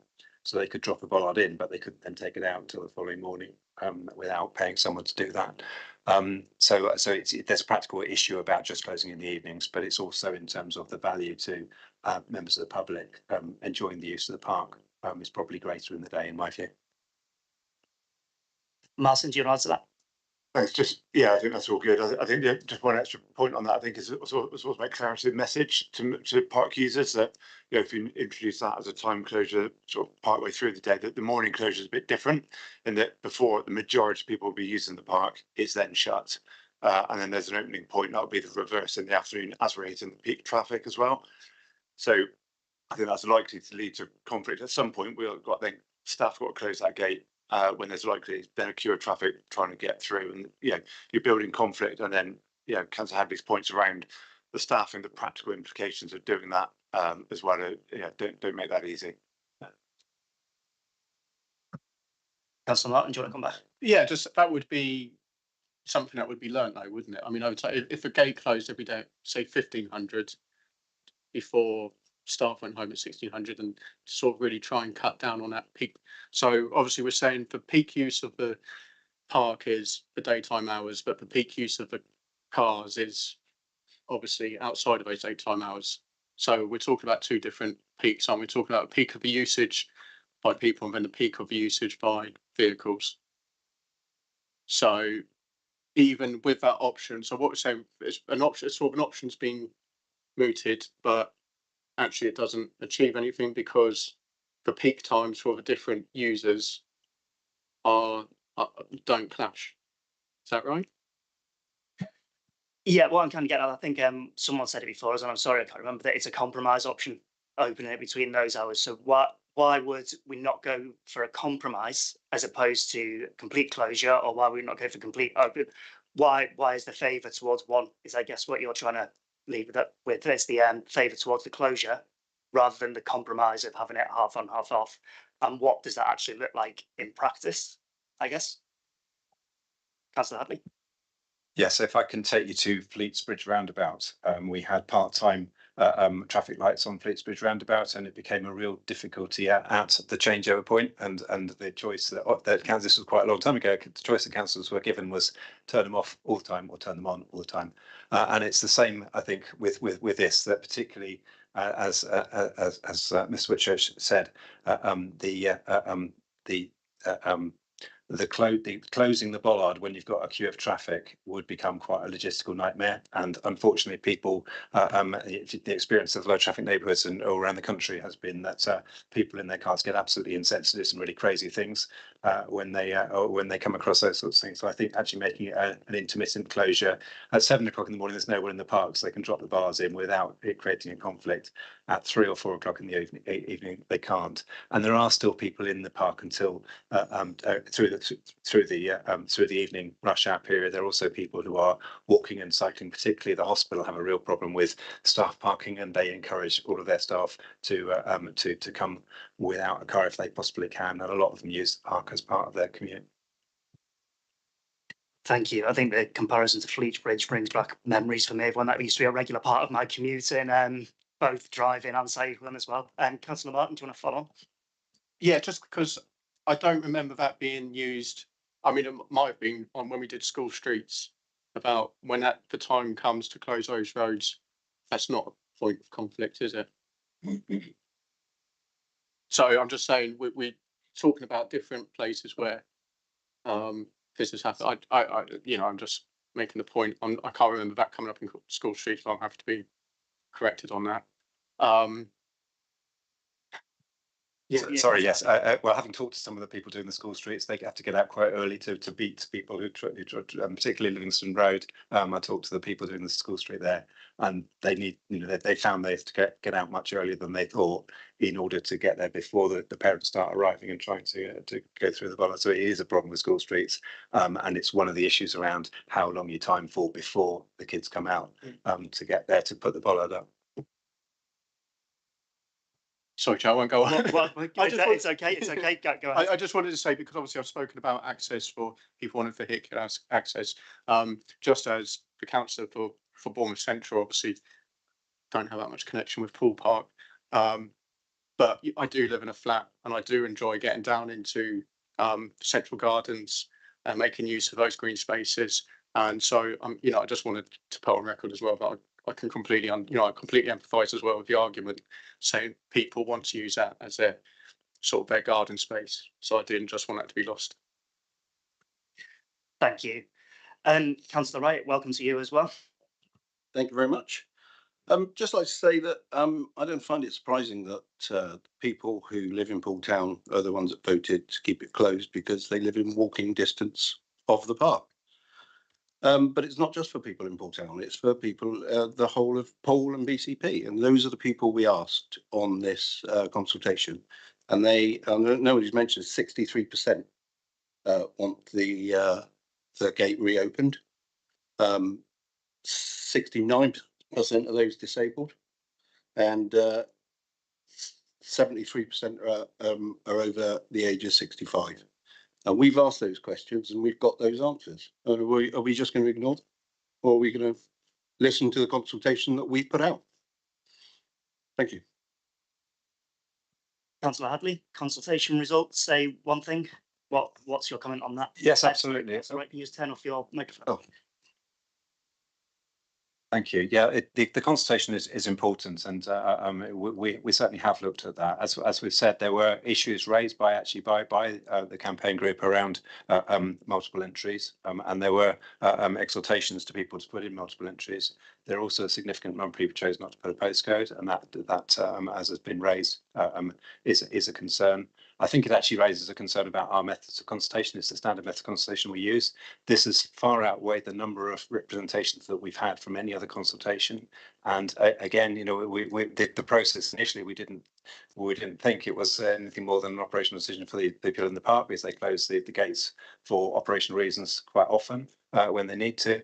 But we took it through the democratic process as a part of that. But it was always a consultation and not a referendum. It is about understanding people's sentiments and the words, what people said, how they used the park, how they felt about the closure were as important as the numbers. And as I highlighted with the Keyhole Bridge, exactly the reverse happened. The people, the majority of respondents that consultation said leave it shut, and it reopened. And you know, I think we need to listen to that. We need to understand that, particularly the impact for the disabled. We need to understand, but some of these things were taken out of context. You know, the message went out to sort of people can't get into the park. That was never true. We never touched the other entrances. It was always this one entrance, and people can carry on using the park. So I think some of what was said was misrepresented, and that fueled some of those responses. Martin, do you want to add anything to that? I think it's, you know, I understand the point about percentages in the response, and further to Councillor Hadley's response, I think is about the wider data and evidence and strategic intent as well. Yeah, there's been a number of proposals to close or reduce vehicle access in the park, going back to certainly the late 1990s with the Heritage Fund bid that was unsuccessful for exactly the same reason, in terms of a sort of a polarised split of opinion on vehicle use. Through the Lottery Fund project that I managed, there were similar trials and similar sort of exploration of ideas and options, and the options that we've just discussed around opportunities for closure or timings were discussed and reviewed then as well. So this isn't a new proposal. This is a long-standing strategic look at Poole Park. Its role as a strategic green space, not just for people of Poole Town, but for everybody, has been acknowledged. It links in with work with colleagues on highways and the impact on the highways.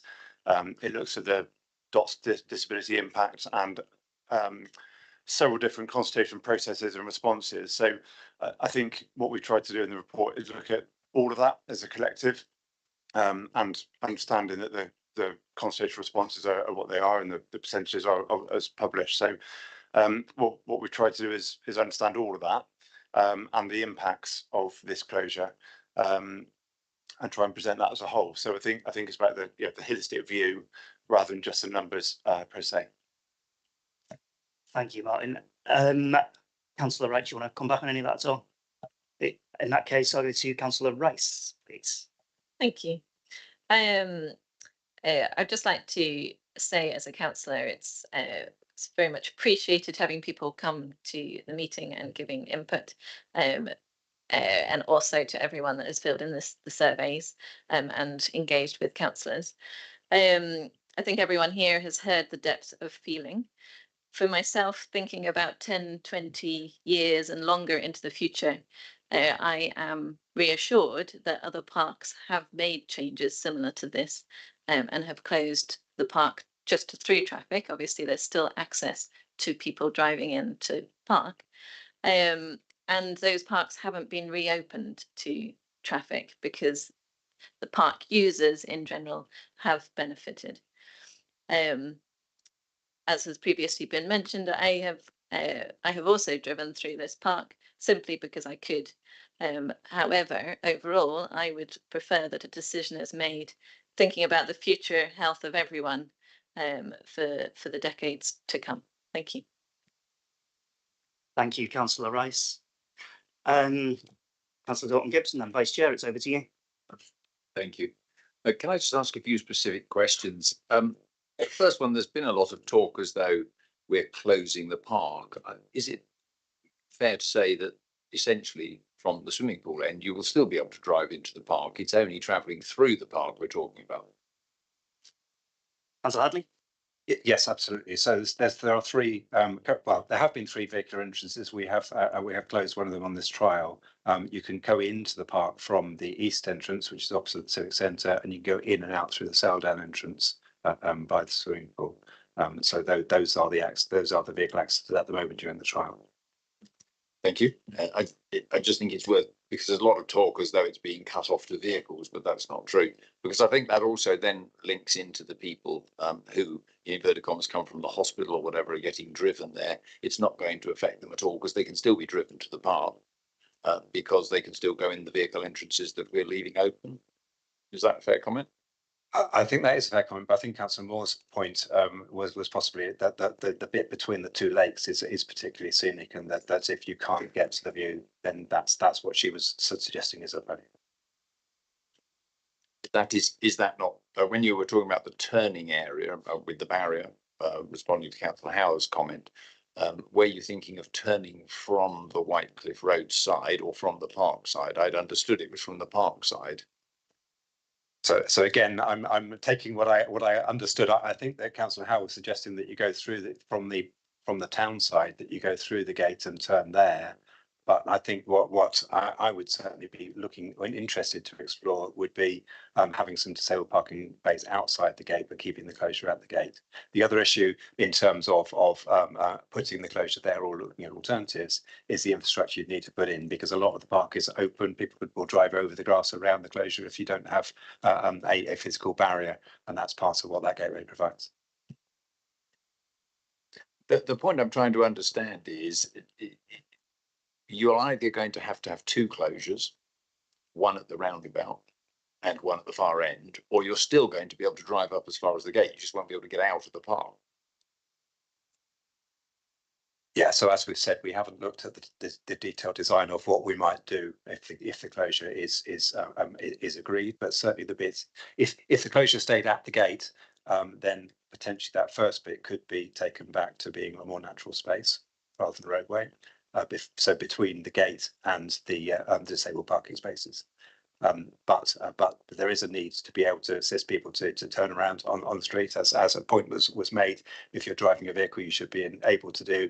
It's not actually a 3-point turn now. So for a driving instructor, and he said it's a multiple point turn without hitting the curb. To paraphrase, you can take as many turns as you like to do it. But there was also a point raised by people concerned about the overhang of the footways while you're doing it, and therefore we would need to think about that. But that's design work if the measure is confirmed. And linked to that and the access for disabled, I think I would be right in saying that there is no discussion of whatever we do at that end preventing people in mobility scooters or whatever entering. It's only car or above sized vehicles. Well, I think motorbikes would also be excluded by, actually no, would they? Because it's not on the highway. I might have to defer to Richard on that in a minute, but certainly the intention is to exclude motor vehicles and not mobility scooters, bikes, scooters, etc. Did you want to answer that, or I'll come back on that? I think we're not sure on the answer with the motorbikes. I think that's work to be determined in terms of, because it's not part of the highway network. There's kind of that bit of grey area, I suppose. But we need to think about the signage. That if it goes ahead, we need to think about the signage, the physical interventions, how we design that, other than what we currently got, which is just some very simple bollards in the road and some additional temporary kind of sort of security fencing to kind of make it obvious. So we need to think about that a bit further. Thank you. If I may, sorry, yes, we do have a real problem on our leisure space around any access that we provide for mobility scooters and for bikes allows motorbikes through. So we have scramblers on the Heath, for example, and it's always a real challenge increasingly, because we are trying to favour particularly getting mobility scooters through that we can't safeguard against it. We have specifically enabled the gentleman's ride to go through at the weekend, and that's an event, and obviously we'll remove the bollard for that. Can I ask a couple of questions on the actual paper itself? The first one is on page 12 in para 13. We refer to 5,392 survey respondents. And then if we go to page 79, we find that the sum of those who agree and those who don't agree does not add up to the same. It only comes to about 3,800. We've lost sort of over 1,000 survey respondents. I just wondered if there was a reason for that. I mean, I can understand it could be that they just didn't express a preference, but I just wondered if you knew why. Martin. I think that without having written down the specific paragraphs you then referenced, sorry, I wasn't quick enough. I think the difference is between the number of overall respondents and the percentages and the number then who submitted a free text comment and response. There's some difference in numbers. So obviously not everybody completed a free text comment response. Those were analysed separately by an independent company and supplier who did those for us because of the volume. So the numbers don't necessarily equate. And there was also, I think, a percent who were kind of effectively not for or against as well. So there is a little bit of that. But I think the big discrepancy in the two numbers you highlighted, I think, is that free text comments and then the overall respondents on the percentages. Does that make sense? Can I just ask one other question on the survey? And again, this possibly goes back not so much to the survey method, but the reporting, but it could be sort of read by people to imply a bias. And I noticed that in paragraph 14, we talk about there was 29% who were something on the first day, and then we say 46% in the final week. And I'm just wondering, if you start comparing two different things, then it's not really comparable, is it? Because at the end of the day, you need to compare either days or weeks. And I'm not saying it is, but it does, for those who might not be happy with it, might imply that actually the way the survey is being presented is a little bit slanted in order to achieve a result. It's page 12, that's on. Yes, thank you. If I may, the summary of the consultation does highlight the first day, the rest of that week, and then each of the weeks in turn with week 4. So unfortunately, in writing a paper, you're summarising, in this case, an awful lot of appendices. So I was just trying to find the relevant page, but effectively one of the pages does break it out by week, but it does highlight the first day as being sort of very much the initial view. It's on page 35. Happy with that? Okay, thank you very much. That was a really good round of things. And I'm really glad that we're not a decision-making body here and we're just a scrutiny one, because I feel like one thing that we can all agree on is we've got an absolutely incredible resource in Poole Park, and everyone who's speaking, for one reason or another, it's about having access to that and how we've got it. I've got a recommendation which I want to make, but it's more around the surveying and how we go out to consultation and things like that. So I'm going to wait for that. But I think we've had 3 councillors who aren't members of this committee who have been waiting very, very patiently to speak. We've got 2 on Teams and 1 in the room. So I'll bring them in now. And again, I'm going to be fairly strict on the 3 minutes on this because we are pushing on for 8 o'clock and we have got another item after this. So I think Councillor Judy Butt is the first that I had. Thank you very much, Mr. Chairman. May I start? Please do. Thank you. I haven't prepared a speech. I've listened very carefully to all the comments which have been made, and I have some questions for the committee, which I hope they'll be asking of themselves, but through me as well. I wanted to understand the definition of environmental improvement as to whether this was about pollution or safety.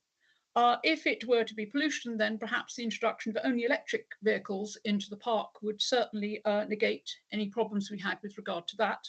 But then it raises an issue because obviously they're deathly quiet and you can't hear the darn things, so the safety aspect might be raised. So a question that sits around that. Also, could I be advised about the effect of being a coastal park? It is a coastal park, and I popped down there today and I was blown to bits. So the pollution sitting in a coastal park will obviously be quite different to that, I would imagine, than that which is American Kings, the trust that closed their parks there to traffic. The question, consultation, it's a consultation, not a referendum. What does that mean?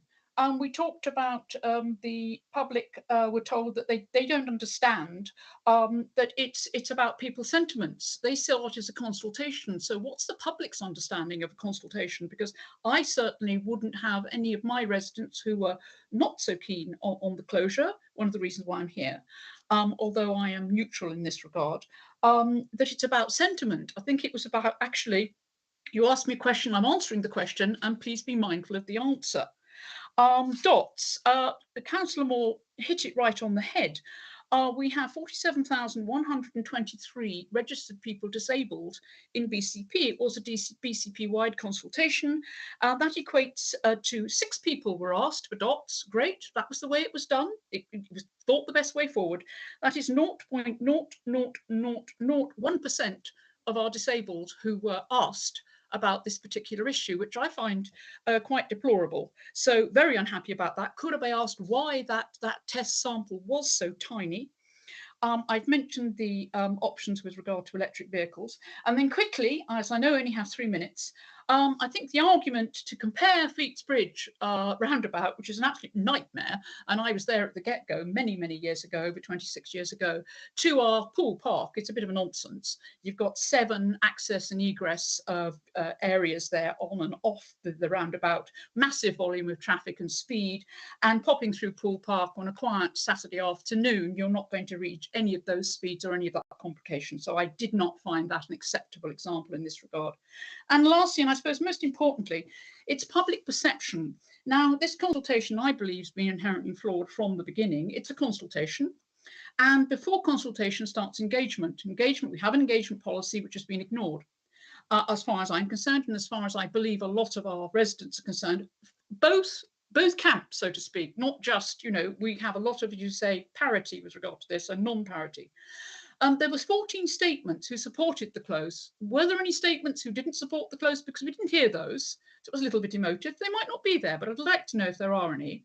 And if there is any doubt about this consultation, because I believe it's inherently flawed, and there may be others that would agree with me, there may be many that would not, then this council should perhaps start again with full reports on all the options available before us today. So that's mitigations which were in the park, which weren't gone into. I think it was Councillor Martin who touched upon that and was very eloquent in that regard. And when we actually, if we were to restart this, because Councillor of the Buck, can I just ask you to inherent sum up, please? Yes, of course. Could we please ask our residents as to how we engage with regard to a consultation, not have a post-action consultation 28 days later, use some reasoning with regard to the election as to why it stayed closed for this period of time. These are some of the issues around the public, because the public do need to understand what a consultation actually is and how it is actually delivered. And then I believe, as Councillor, I can't remember, the Councillor Wright said, there are some outcomes here which the public would expect you to be mindful of, and it's the public's perception. Obviously, that's what we're here for. We represent the public. Thank you very much for allowing me to speak, Mr. Chairman. I'm extremely grateful. Thank you, Councillor Bott. There was a lot of questions in there. I've wrote down a few. Did you catch most of that, Councillor Hadley, and want to have a response?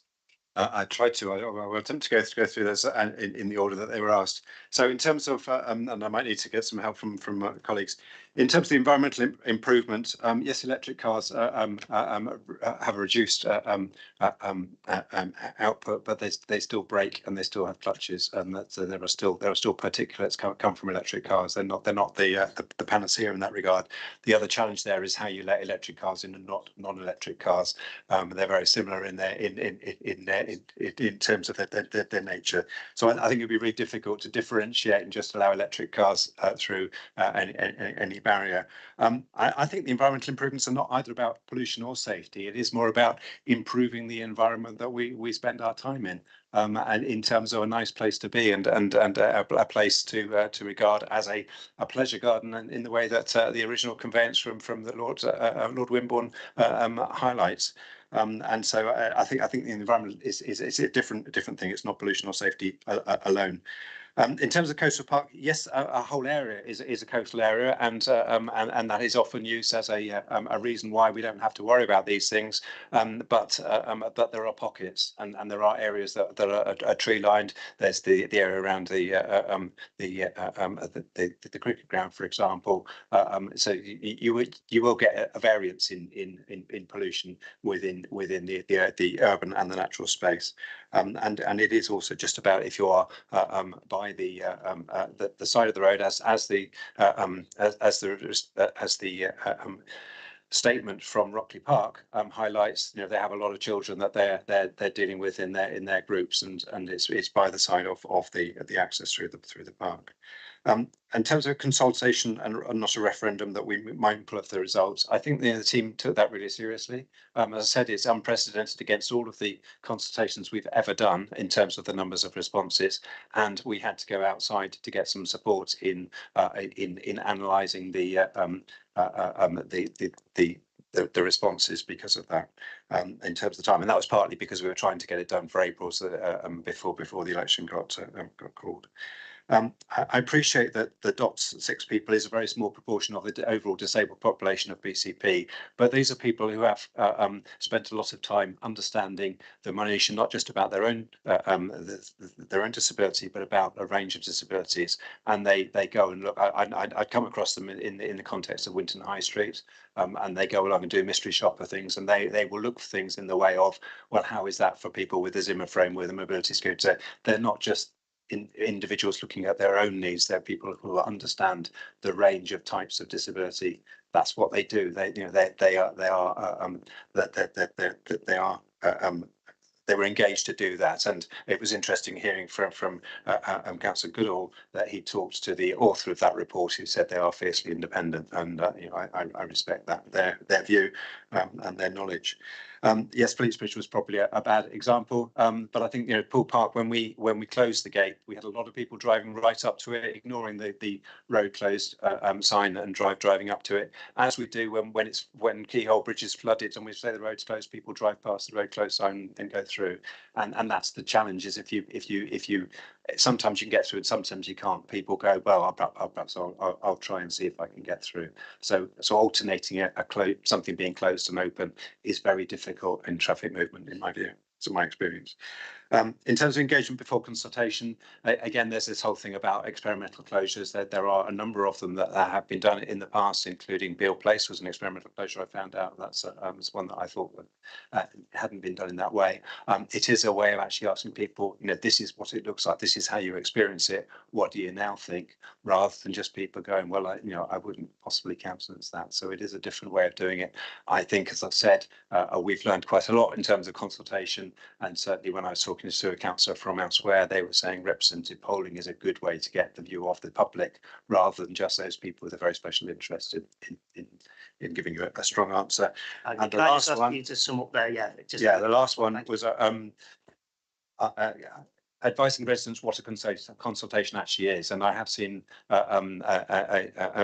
a PowerPoint slide that comes to mind, which shows 6 levels of consultation, which goes from we're telling you what's happening and it's going to be what that is, through to we want to listen to all options and do that. Consultation is a really complicated area.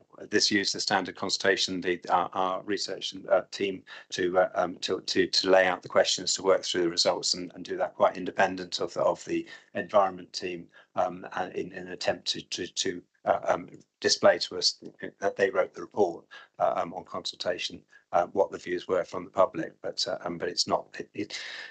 It is a spectrum of how much you take account of. Thank you. Yeah, I'm gonna come back to the consultation when I get to have my say in a bit. Okay, I'm going to go on to Councillor Challoner, and then Councillor Adams, at the same time as that's happening, do you mind making your way to a microphone in here, please? And then we can kind of hopefully try and wrap this up in the next 15 minutes or so, because I think we've had a long, good discussion on this. Councillor Challoner, thank you very much for waiting.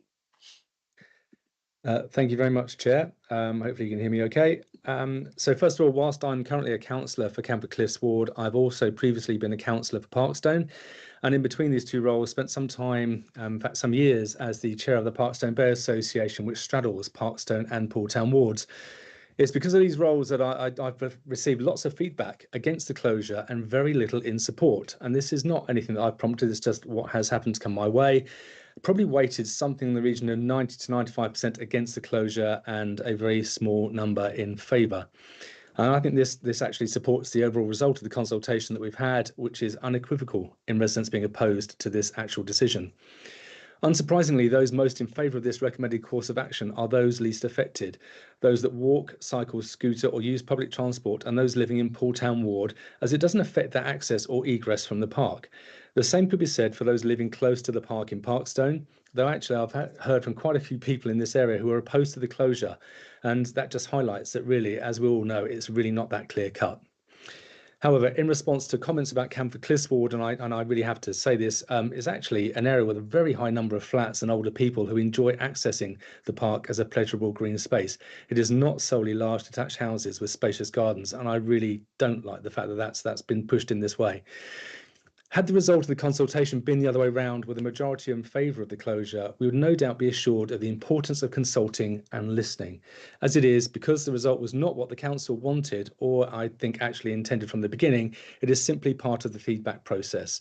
As with regards to multiple submissions, I find it naive that anyone would think that this would only be done by any one particular group or any one group with a specific view. And it's not just on this, but it's on other consultations where this has happened as well, including Keyhole Bridge, which was mentioned earlier.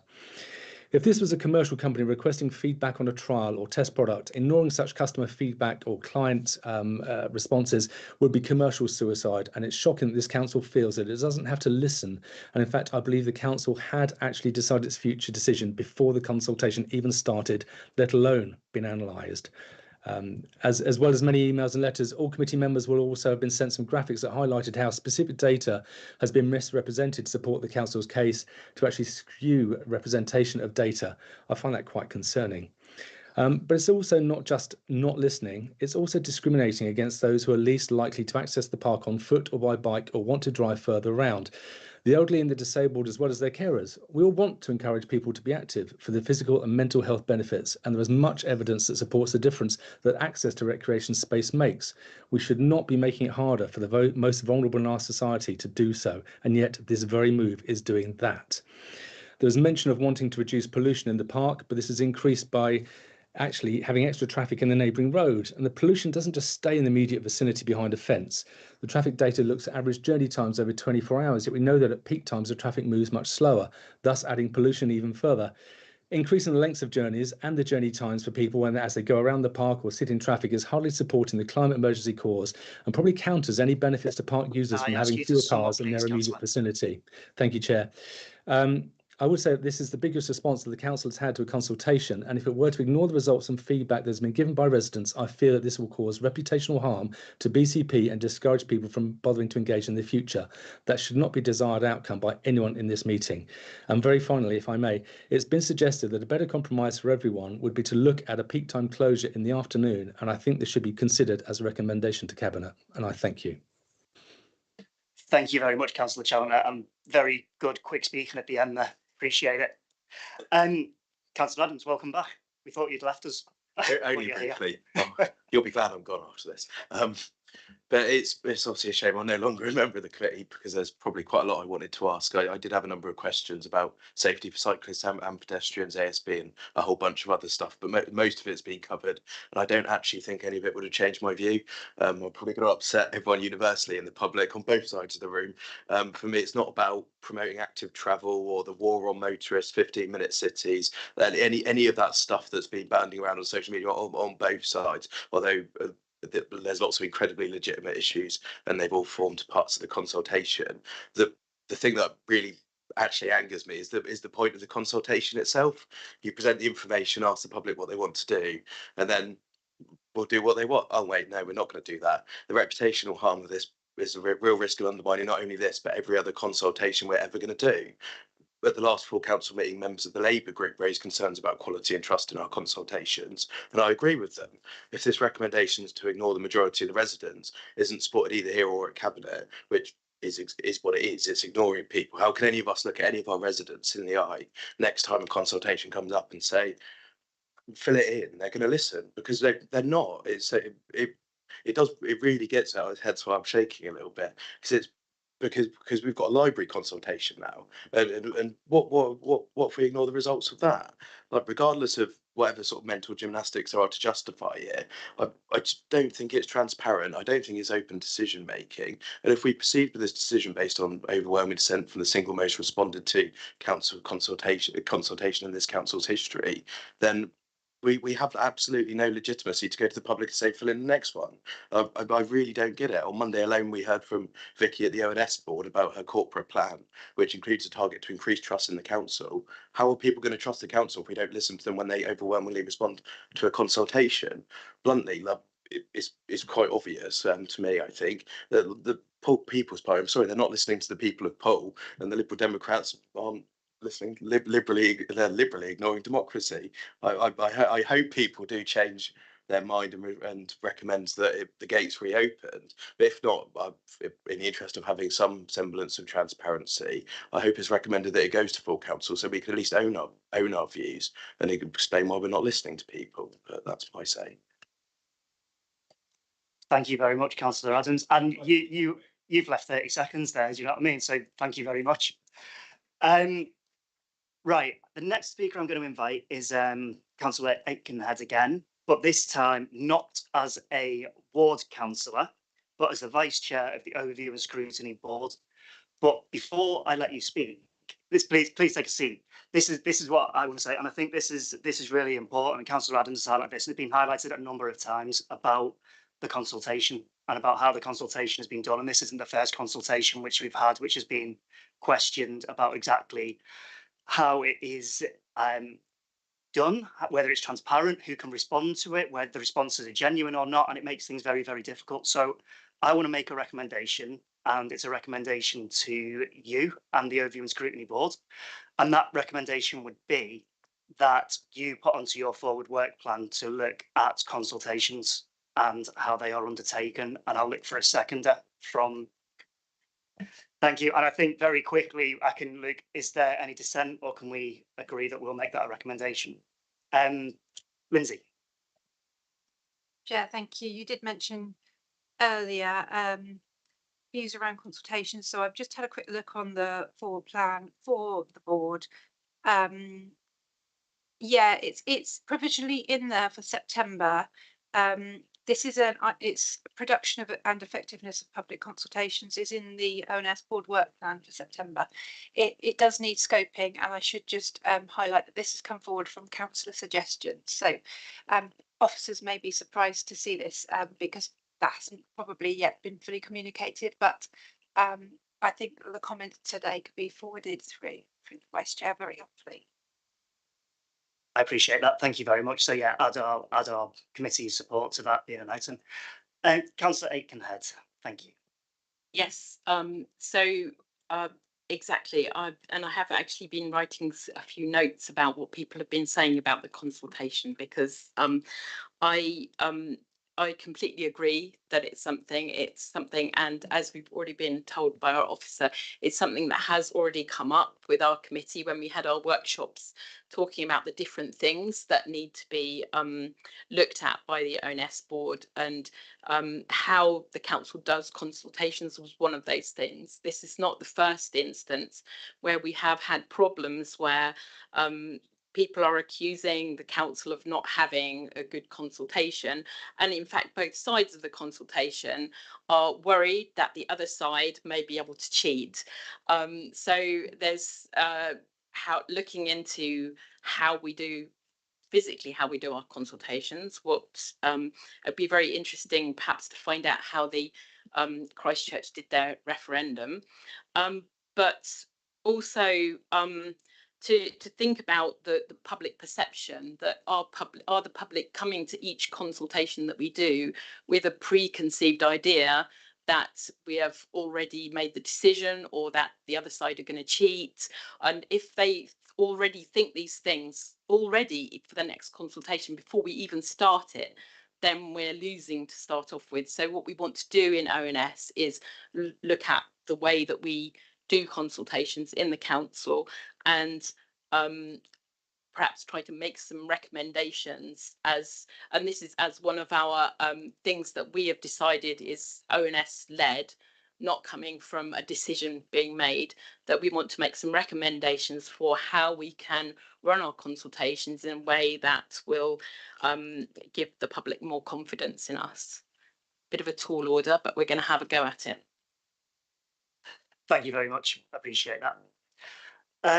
So that brings us back to the committee. We've heard from all the councillors who I had on my list who want to speak, who aren't members of this. So has anyone on the committee got any further questions they want to add?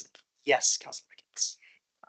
Thank you. Yeah, I'm really torn on this one, and there are elements that Cameron raised in his very impassioned speech, which you have to really give consideration to, and the fact that are we really just going to ignore what 61% of the respondents have said?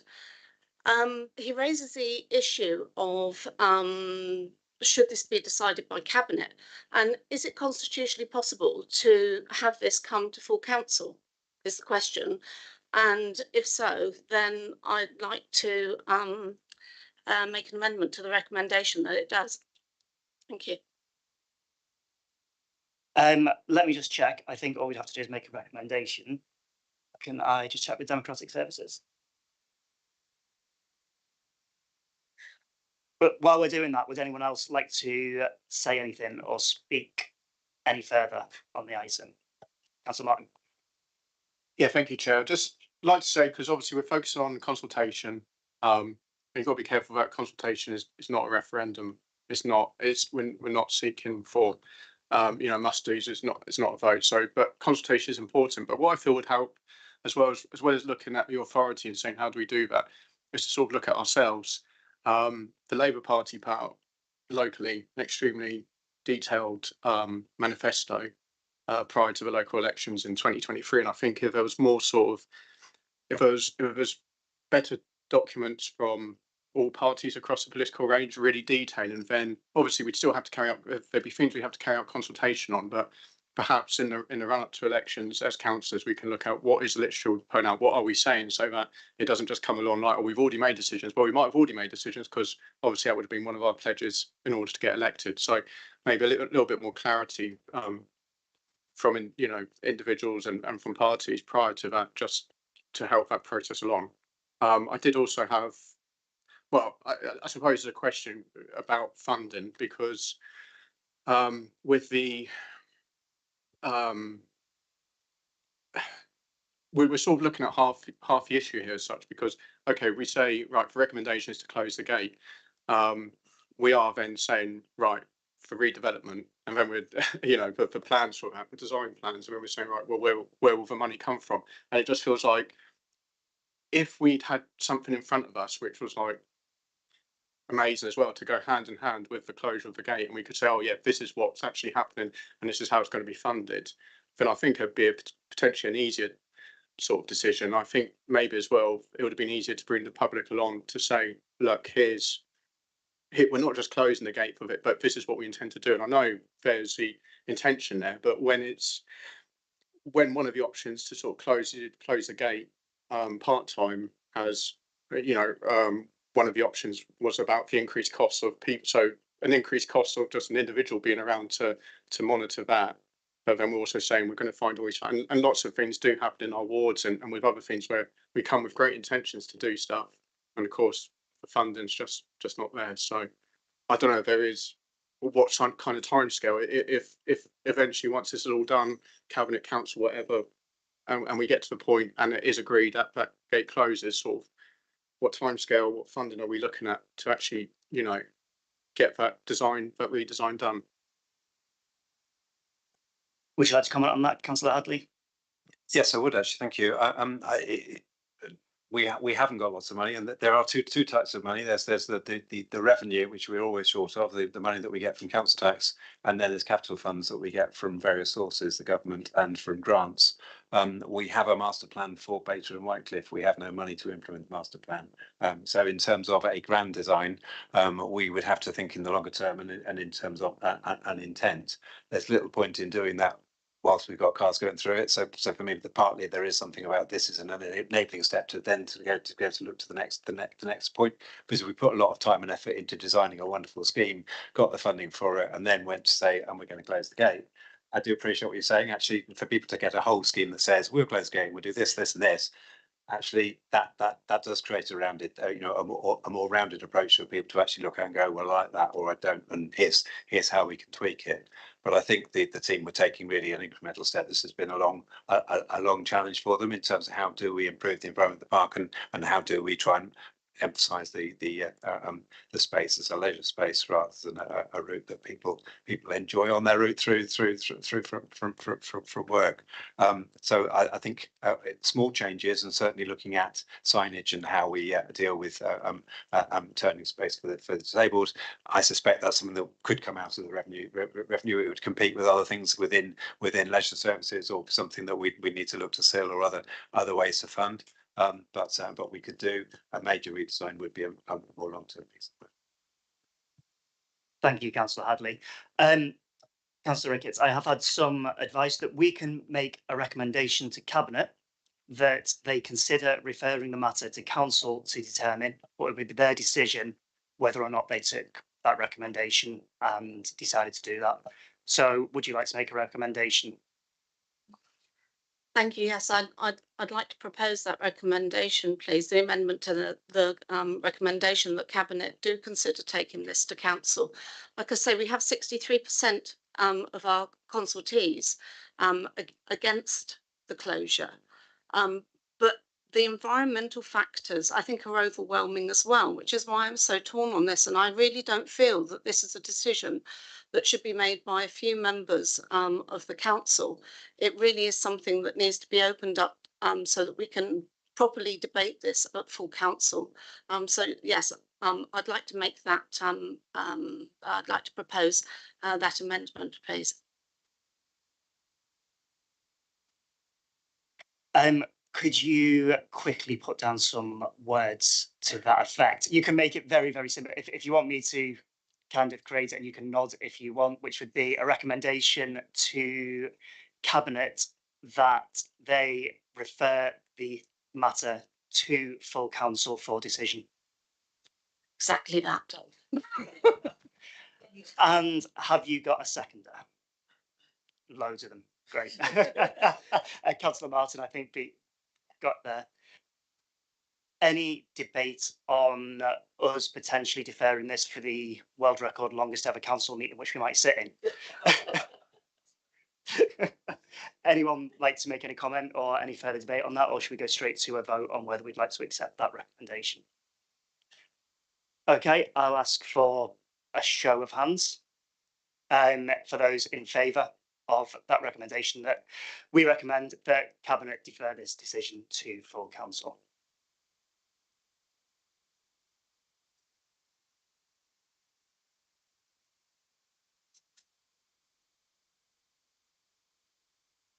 But yeah, that's fine. And anyone against? And abstentions?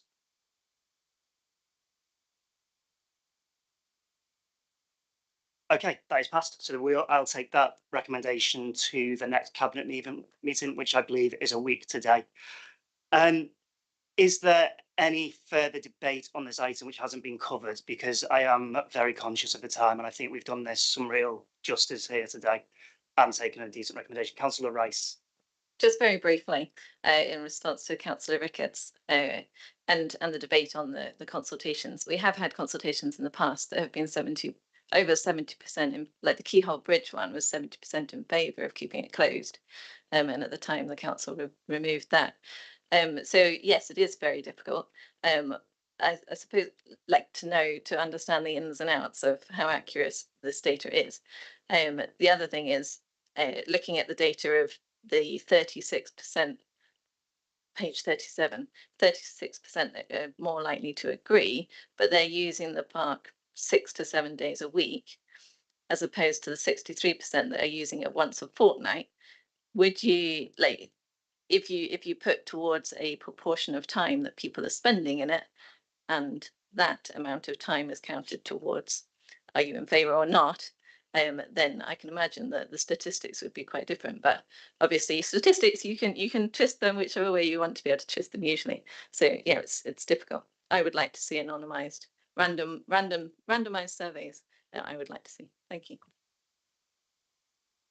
Okay, I think that this is a good point to leave it. I think we've got a good recommendation out of this. Thank you for that. We've obviously got the recommendation for the way that the board to look at the way that we do consultations as well.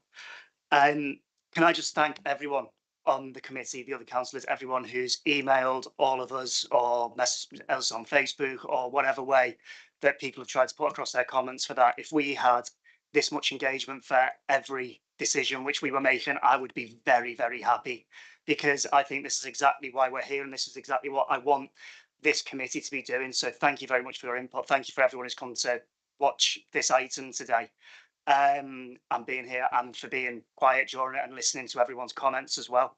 So before we move on to the next item, which is going to be our work plan, I'm actually going to adjourn this for 5 minutes because I've got a feeling not a lot of you want to stay for that. So we'll have a 5-minute break and we'll come back at 8:15. Thank you.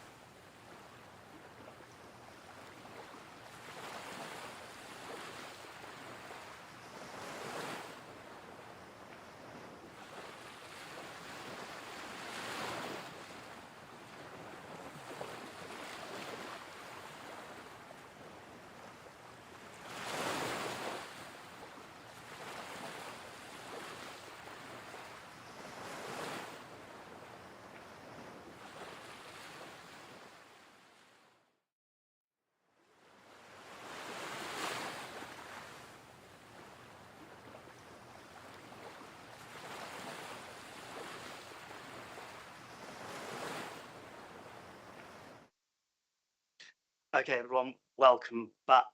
So we'll move straight on to item number 9 on our agenda, which is our forward work plan. And this also includes an item which has been asked to scrutiny, but I'm going to hand over to our scrutiny specialist, Lindsay, to introduce this item for us. Thank you.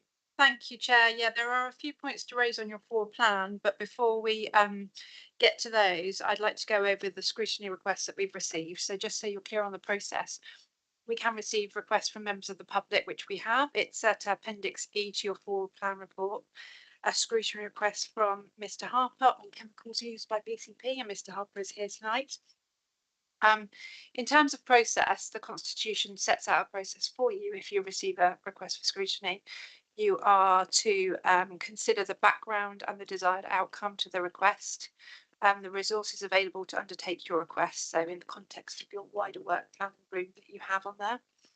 And with any scrutiny that you commission, you should obviously consider what impact you can have, what bearing could be made by any outcomes, and the time you can spend on it. So the request is outlined in writing at Appendix E, and we have Kate Lang down here as well, Service Unit Head for Environmental Services, who can give an overview of the sort of context where we are in terms of this request at the moment. But just to be really clear, we're not here to scrutinise the request now. It's just to make a decision as to whether it should join your work plan or not. Thank you, Lindsay. And yeah, just to repeat that. So, Kate, when you've done your presentation, you may get some questions, but it's not going to be on the specifics of what is currently going on. It's just whether or not we feel we should bring it to a future meeting of ours. So I'll try and direct that if there are any questions. But yeah, if you want to give us your presentation, that'd be really appreciated. Thank you.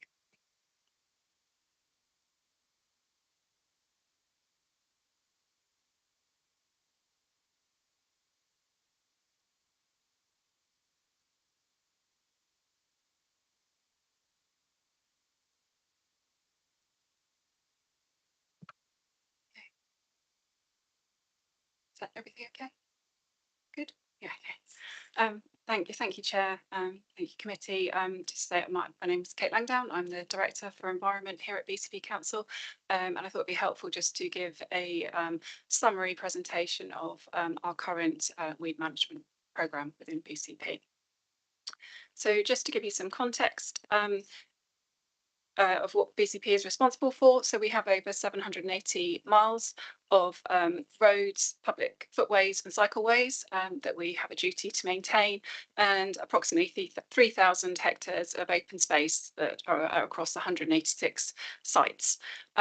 With that responsibilities, we have statutory responsibilities to ensure the highway is safe to use and its structural integrity is not adversely affected by vegetation, and equally that we're not creating potential trip hazards as a result of vegetation overgrowth.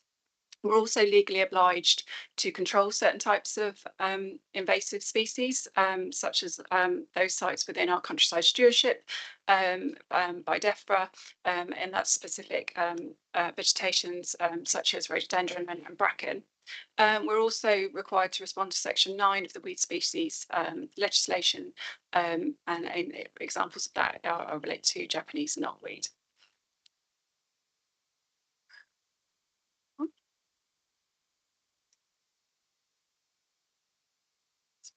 Sorry. In terms of standards, there's both a need for, in terms of legislative need, but also quite strongly felt within some elements of our communities around the desire to keep our surfaces of highway land free for needs, though of weeds. So that is to protect hard surfaces from deterioration that can result from weed growth, and as I said before, reduce the risk of trip hazards associated with them, but also to ensure that our sealed surfaces and our parks are clean, tidy, and attractive to use, really, that we recognise that well-managed public space creates a sense of pride within our community as well. So within BCP, we operate an integrated weed management approach across all of our council-owned land, and that we're trying to work towards aligning ourselves with the council's climate and ecological declaration that was made back in 2019. So whilst we do chemically treat as part of that management programme. We have sought to reduce that. It was part of LGR. We reduced spraying frequencies across Bournemouth and Poole and aligned them with Christchurch. That means we treat a maximum of twice per annum instead of the historical 3 times that took place in those two towns. To support our weed treatment programme, we have a suite of mechanical sweepers. That's both large road sweepers and pavement sweepers. And part of their work is to obviously reduce the amount of detritus that we have built up along our curbside edges that can attract and provide perfect growing opportunities for weeds. We also have a small resource dealing with manual sweeping in areas where we struggle to get the mechanical sweeper fleet into. We also undertake manual hoeing of weed growth within our destination parks and sites where we are particularly aware that we have detritus build-ups and again potentially have access issues in treating those.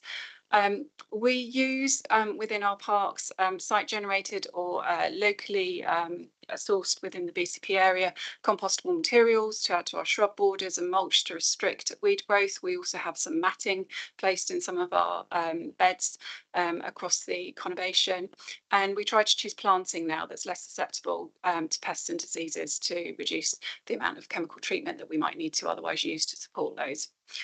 We have increased areas that were traditionally mowed grass on a frequency basis to grow and establish more meadows, and that's to help increase biodiversity, but it also reduces the need to potentially chemically treat that land and also reduces the risk of the cut grass blowing off into verges, being left there for some time, and then also then adding potentially to the opportunity for weed growth within those.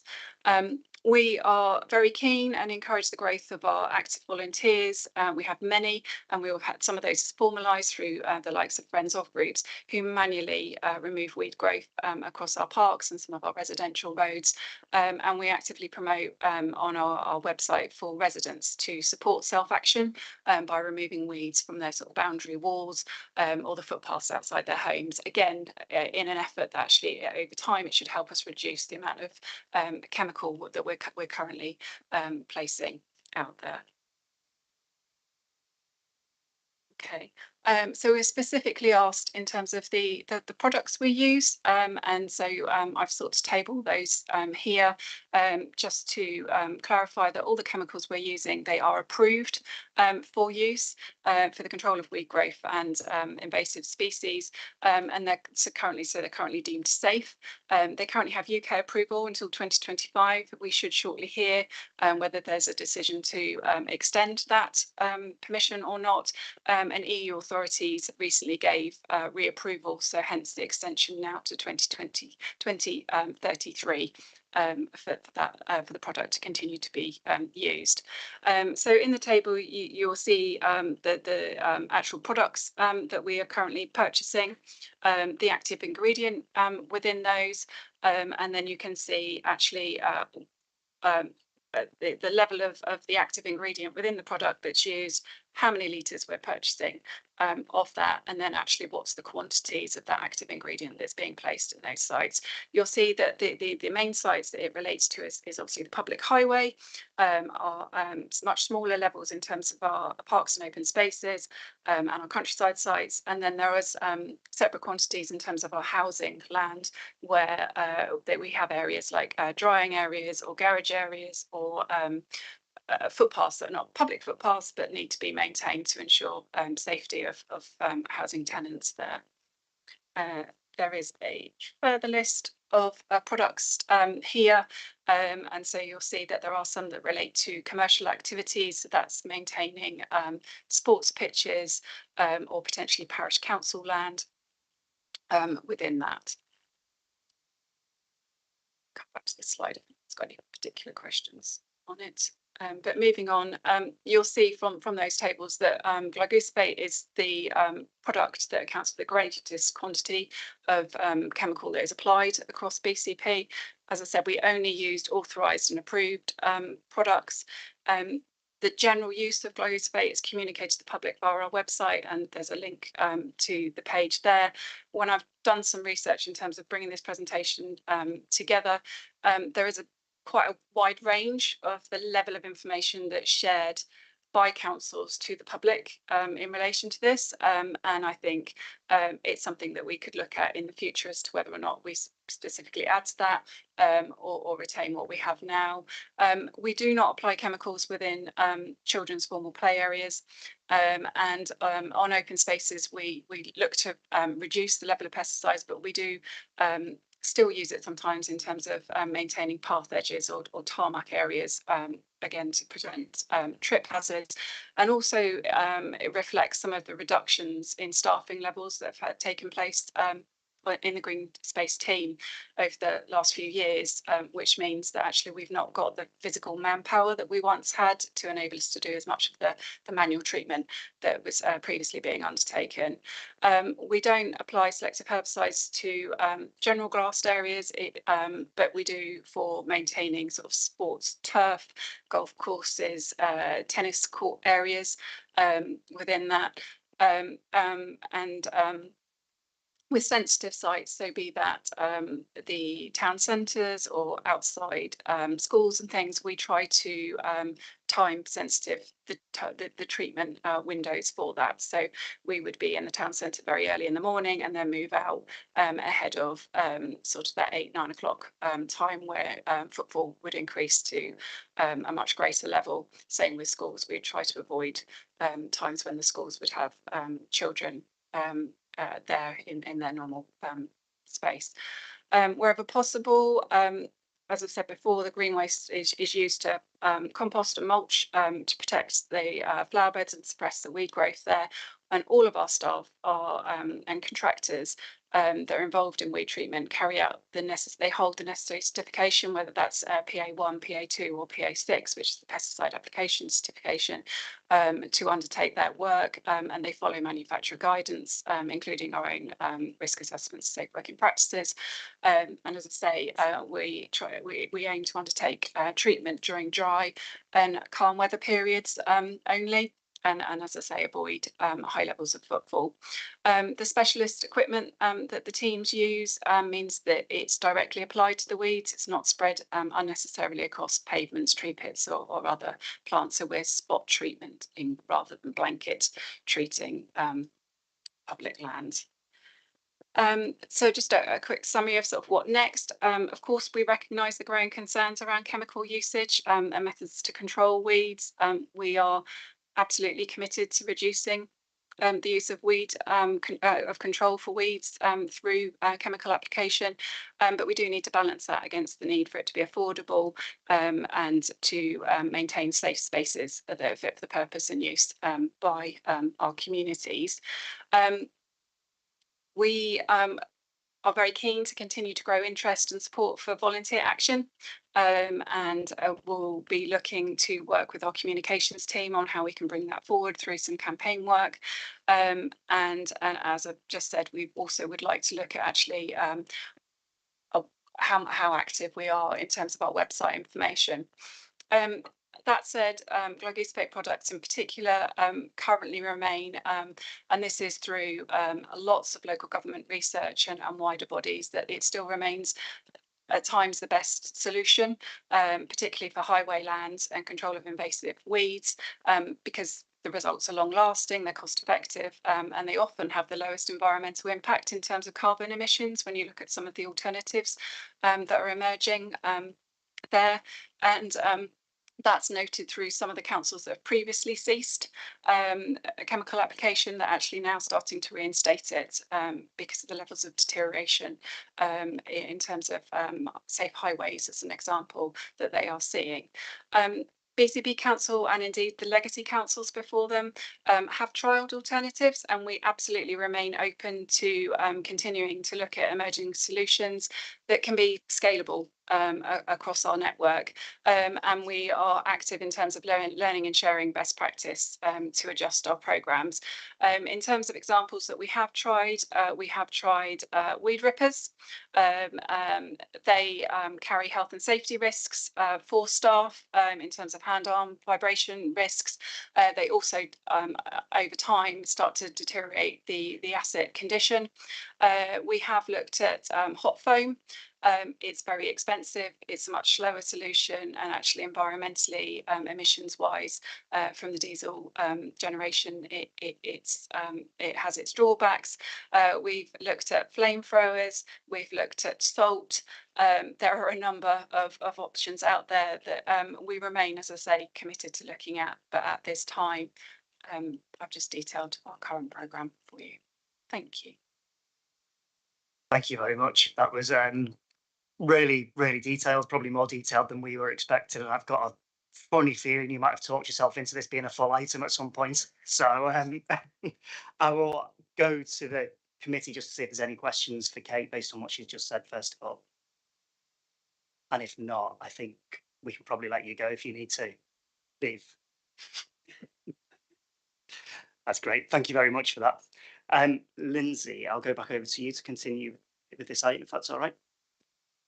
Yeah, I mean, Chair, now it's just a case for the committee to consider whether you want to proceed with any more detailed scrutiny work on this topic at this time.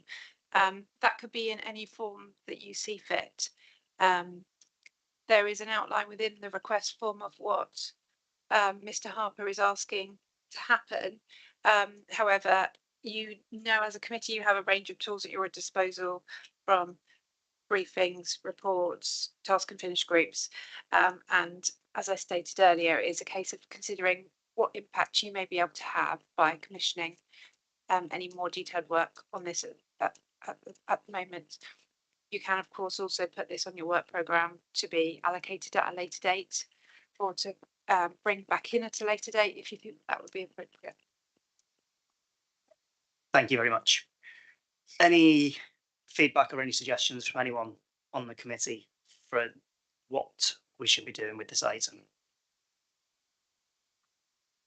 Otherwise, I've got an idea. I think there was a lot to digest in what Kate's just said there. There's this significant questions and a few things which piqued my interest, particularly the idea of friends of groups and the way the community involvement, because I think everyone knows I'm kind of a big advocate for community involvement as much as we can.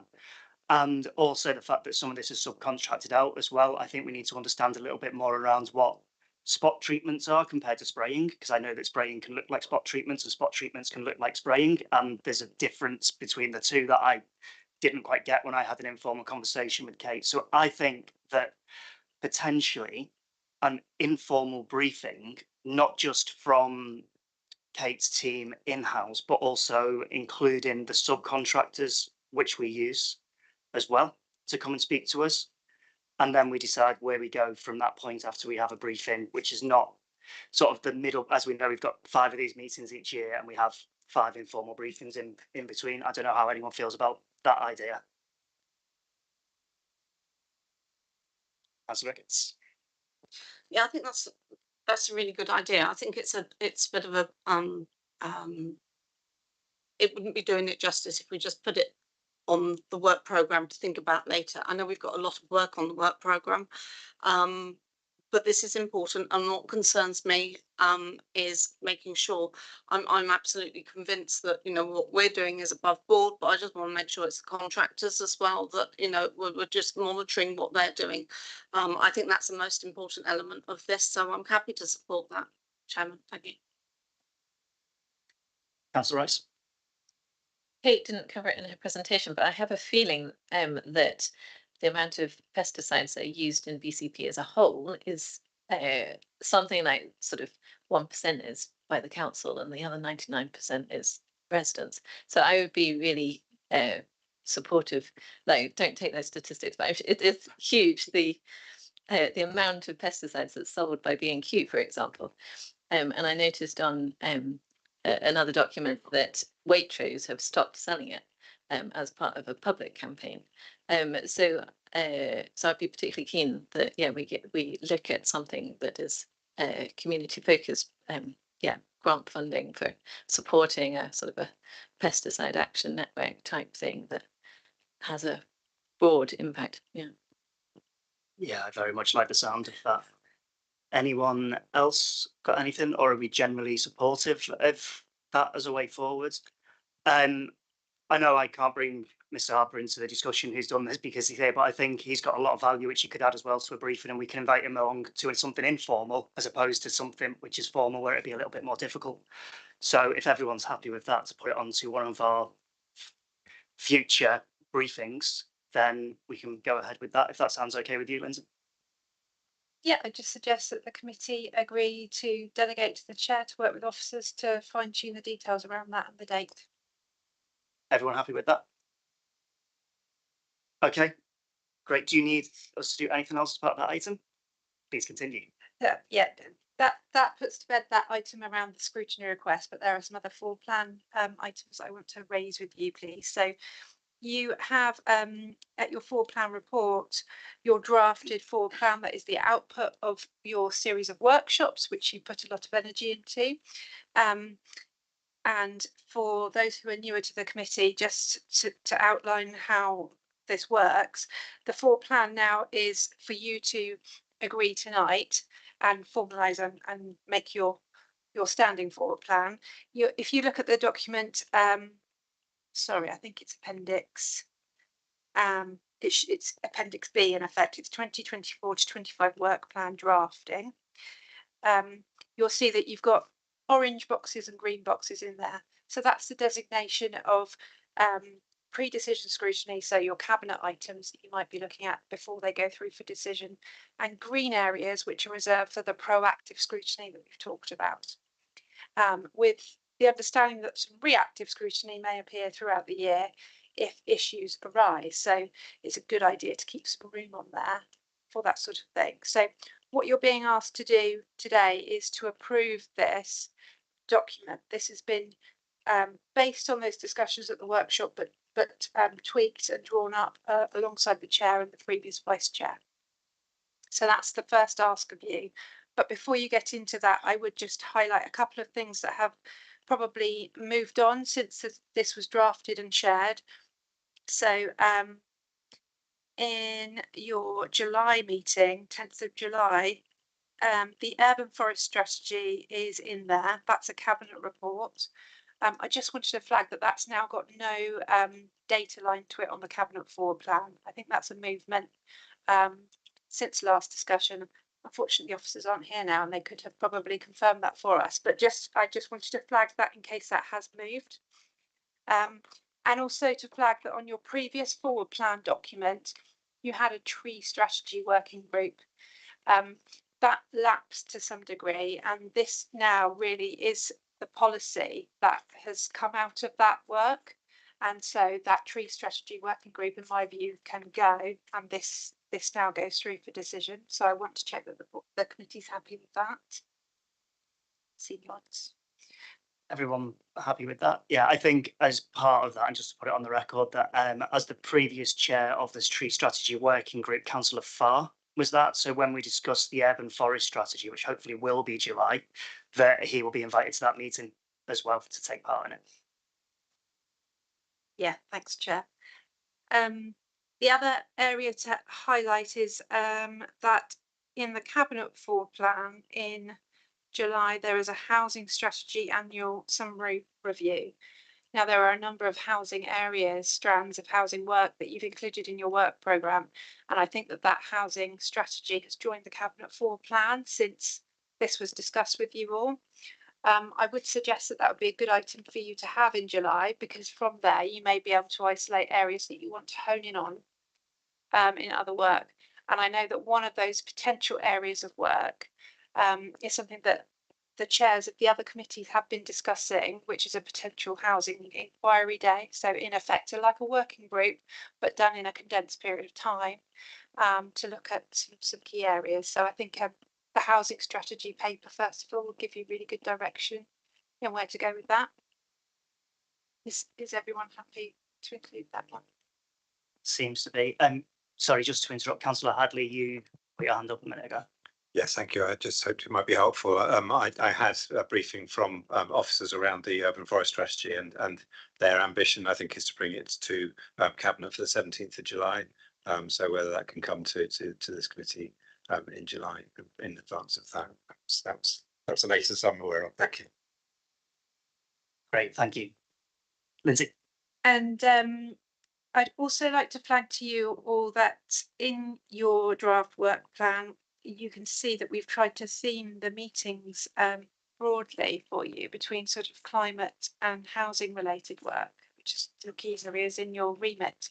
And clearly the committee has always been very clear that it wants to have a strong sustainability focus, and you have a lens around that you've developed. The cabinet have now the corporate plan is now published, which includes the detail around delivery plans for the corporate plan. And there was a really useful briefing on that at the ONS board on Monday. There are a series of policies that are set out in there that will be developed over the next couple of years. So that is in effect the statement of what work will be carried out. And it's a really helpful document that I think now, particularly in terms of your climate sustainability work, you can look at that and see what strands within there you may want to pick out and do proactive work in. So I just encourage you to review that corporate plan document and send in any views on any areas you might want to hone in on. And I can circulate that to you as a committee so that you've got it to hand. Yeah, that'd be really helpful. Thank you.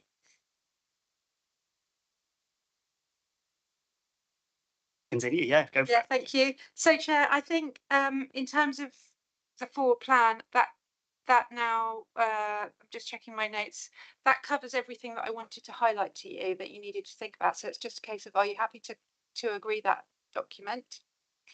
And then I think you have some comments to make on co-opted members after that.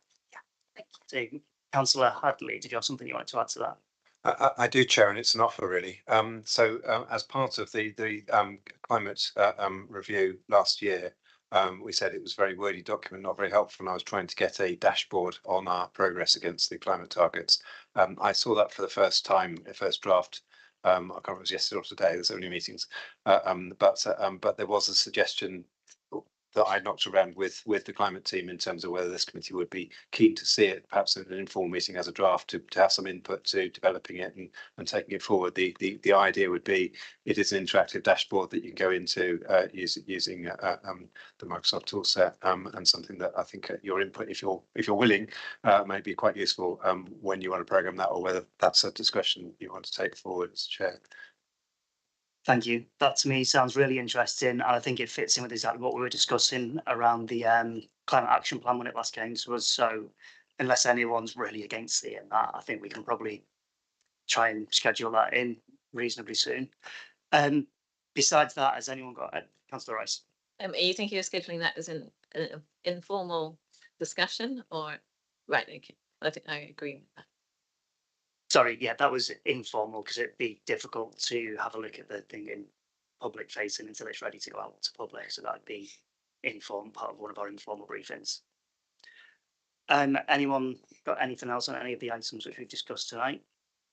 Are we happy to agree the document and delegate the sort of tight planning to what's going on there to myself and the Vice Chair to tidy that up and make sure we've got things on?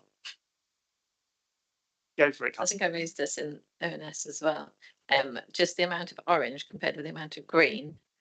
The orange is pre-scrutiny, is that right? And the green is active and sort of in depth.